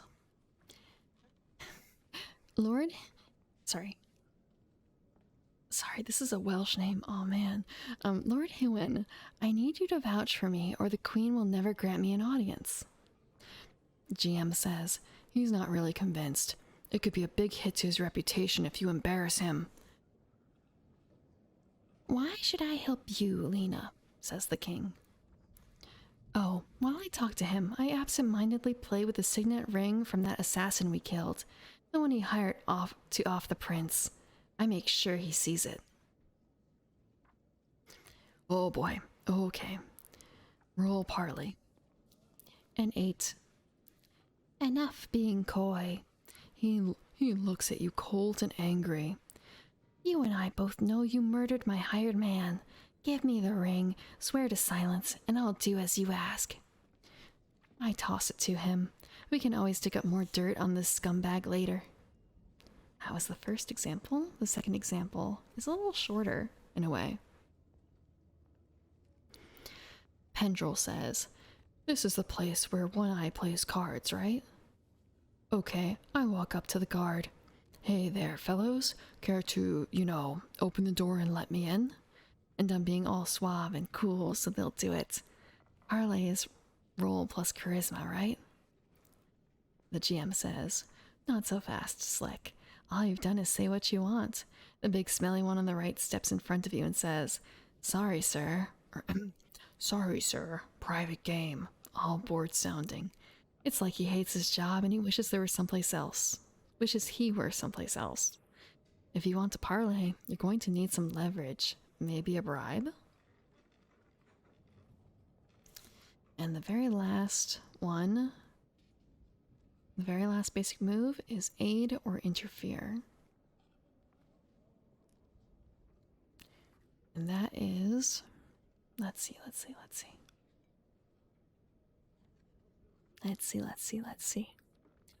When you help or hinder someone, roll plus bond with them. On a 10 plus, they take +1 or -2 to their roll. Your choice. I guess it's the help or the hinder. On a 7 through 9, they still get a modifier, but you also expose yourself to danger, retribution, or cost. Anytime you feel like 2 players should be rolling against each other, the defender should be interfering with the attacker. This doesn't always mean sabotaging them. It can mean anything from arguing against a parlay to just being a shifty person who's hard to discern. It's about getting in the way of other players' success. Always ask the person aiding or interfering how they are doing it. As long as they can answer that, they trigger the move. Sometimes, as the GM, you'll have to ask if the interference is happening. Your players might not always notice they're interfering with each other. Aid is a little more obvious. If a player can explain how they're helping with a move and it makes sense, let them roll to aid. No matter how many people aid or interfere with a given roll, the target only gets the +1 or -2 once. Even if a whole party of adventurers aid in attacking an ogre, the one who makes the final attack only gets +1. So you can't dogpile on with your help. Good to know. So I suppose it's more of a, depending on the order of things, I guess. If the first person fails to help, the next person in line can try it, and so on.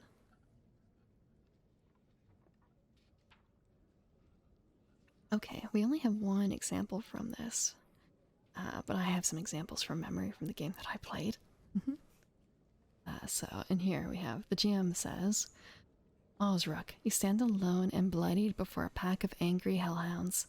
Behind you cowers the Prince of Lestia, weeping in terror. I stand firm and lift my shield. Despite certain doom, I will do my duty and defend the princeling. I emerge from the shadow. Oh, sorry, that was Osric. Now we have another character, Aranwe. I emerge from the shadows and draw my sword. Doom is not so certain, dwarf. I stand beside him.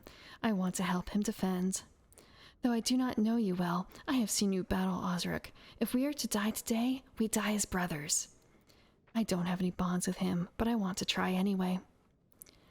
GM says, touching, really. Okay, roll +0, and if you succeed, Osric, take +1 to your defend attempt. Here we go. And that is the end of the basic moves, and the special moves is another couple pages. I'm going to save that. I'm going to save that. But I do want to talk a little bit about the aid or interfere. So they talked a little bit about here. Anytime you feel like two players should be rolling against each other. I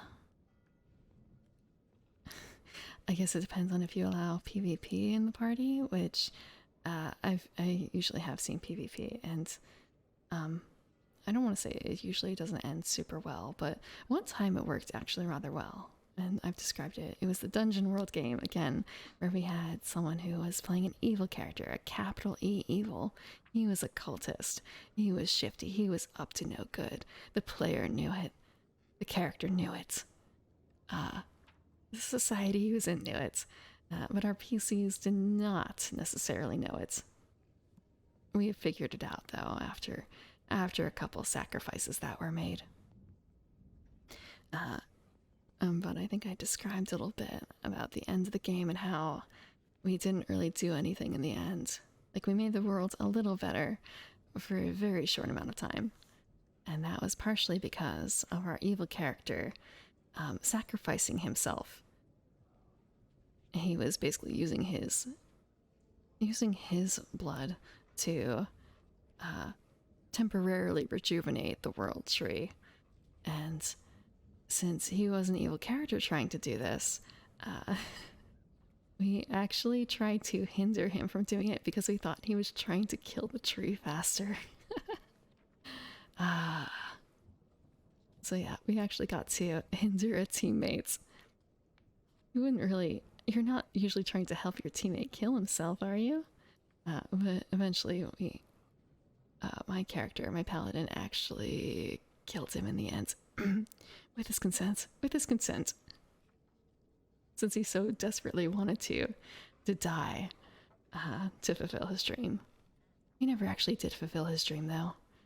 His ultimate dream was to make a cat girl. Well, he never did learn the secret of making cat girls. But I will leave off with this. We have made it 73 pages into Dungeon World. Let me double check. 73 pages? Yeah, about 73 pages into Dungeon World. And there are about 410 pages total, which means that we have... Math was never my strong suit. 110 minus 73. Oh, wait, nope, that's 4,110. Okay,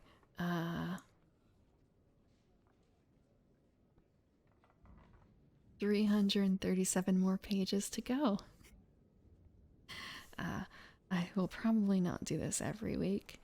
This will probably just be. I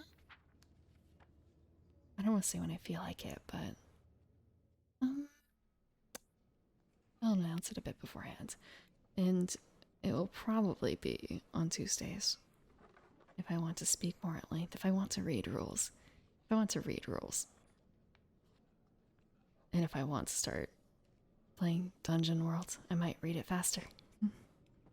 Although I can read it in my off time. I probably should. But I have another rule set to read. Or two. I probably need to read other ones. I was reading another one. If you've ever heard of Downfall, someone else suggested it as a world building tool, and she used it in her games. It was a very interesting way to build a setting together. We basically usually spent one entire session building characters and building a world together as a party, and with a GM, and then the next session actually playing or starting to play. But Downfall, the RPG, I should probably also say who it's by, because there's more than one Downfall. Where is Downfall? Where is Downfall? I just had it. It wasn't less than 3, was it? Okay. Downfall. RPG. It was Dice Monkey? No. That's the review. Okay, it is less than 3 games. It's not a very long game. It's meant to be a one-shot because the entire purpose of the game is to create a setting and then destroy it through the game. And it's meant for 3 people, but you can kind of finagle it for a little more.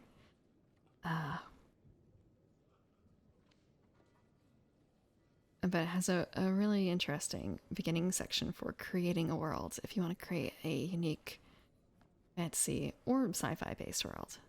I've played a few games that use this as the very basic initial basis.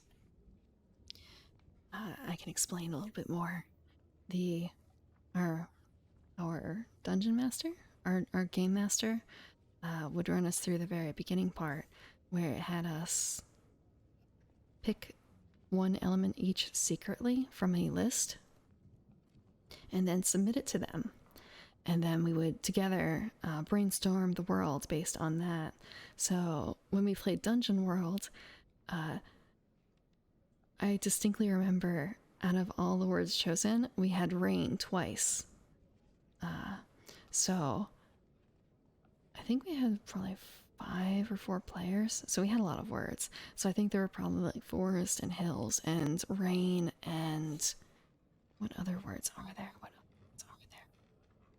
I could probably look up what words exactly, but rain stood out because it was a constant backdrop to the game, and it informed how our society was created.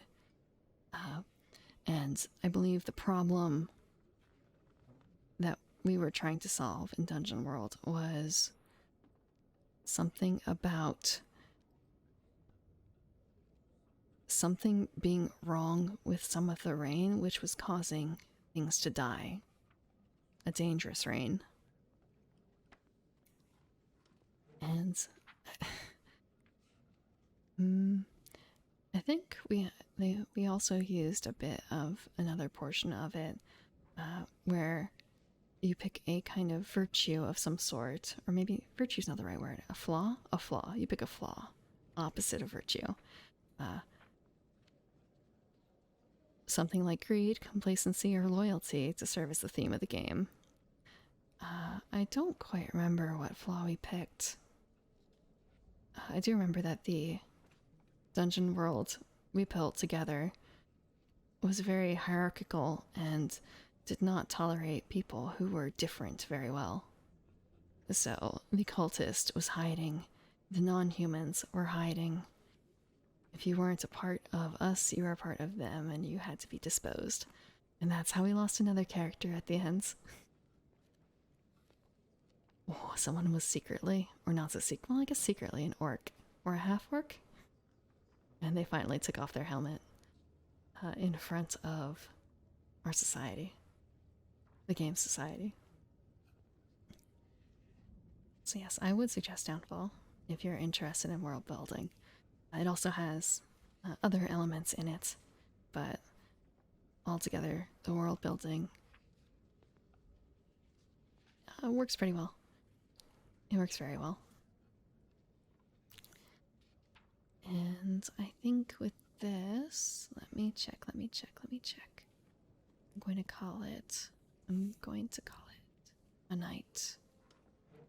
I say night, it's going to be more of, it's still night, even though I'm staying up longer.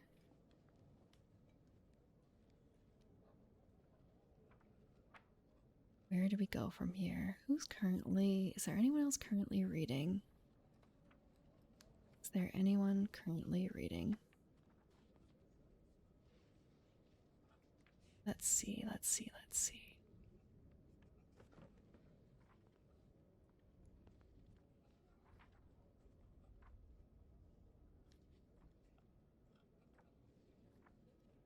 Okay.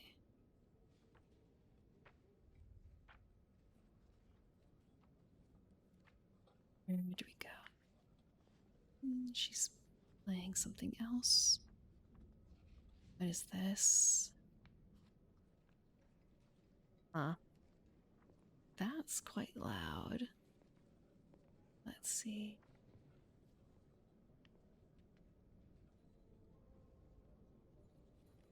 Let's see. Who is currently doing some ASMR?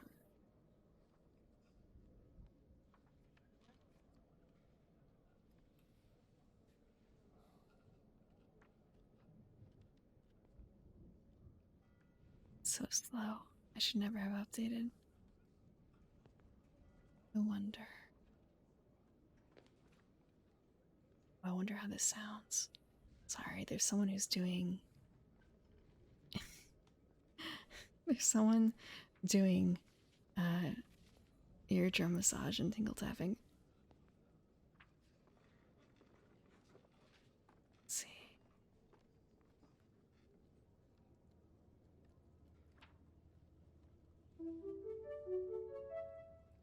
Thank you for the follow. Hey, it's Liam. I'm sorry, I'm just about ending out. I'm picking someone to raid. I'm all talked out for the night. Talked out. Or read out? I mean, we got through like 70 pages, so that's good. Okay, what about this one? Thank you. I usually do them more so, or I have been doing them on Sunday nights, or rather Sunday night, afternoon. But today I wanted to read through Dungeon World. Tuesdays are usually more like tabletop games, board games. And tomorrow I will be playing Witcher. Thank you, Jason, as well for the follow. So tomorrow will be Witcher 3, which will not be ASMR. Like, I could try to make it ASMR, but that might be a little awkward. And I will not be streaming Sunday onwards because I'm going to be going far away for a little while. Just a little while, just a small amount of time. Okay, let me try and see. What does this sound like?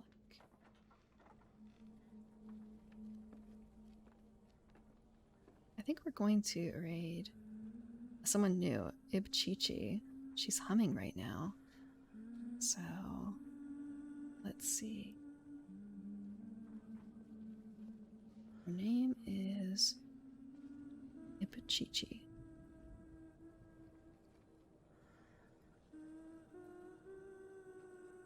Chichi.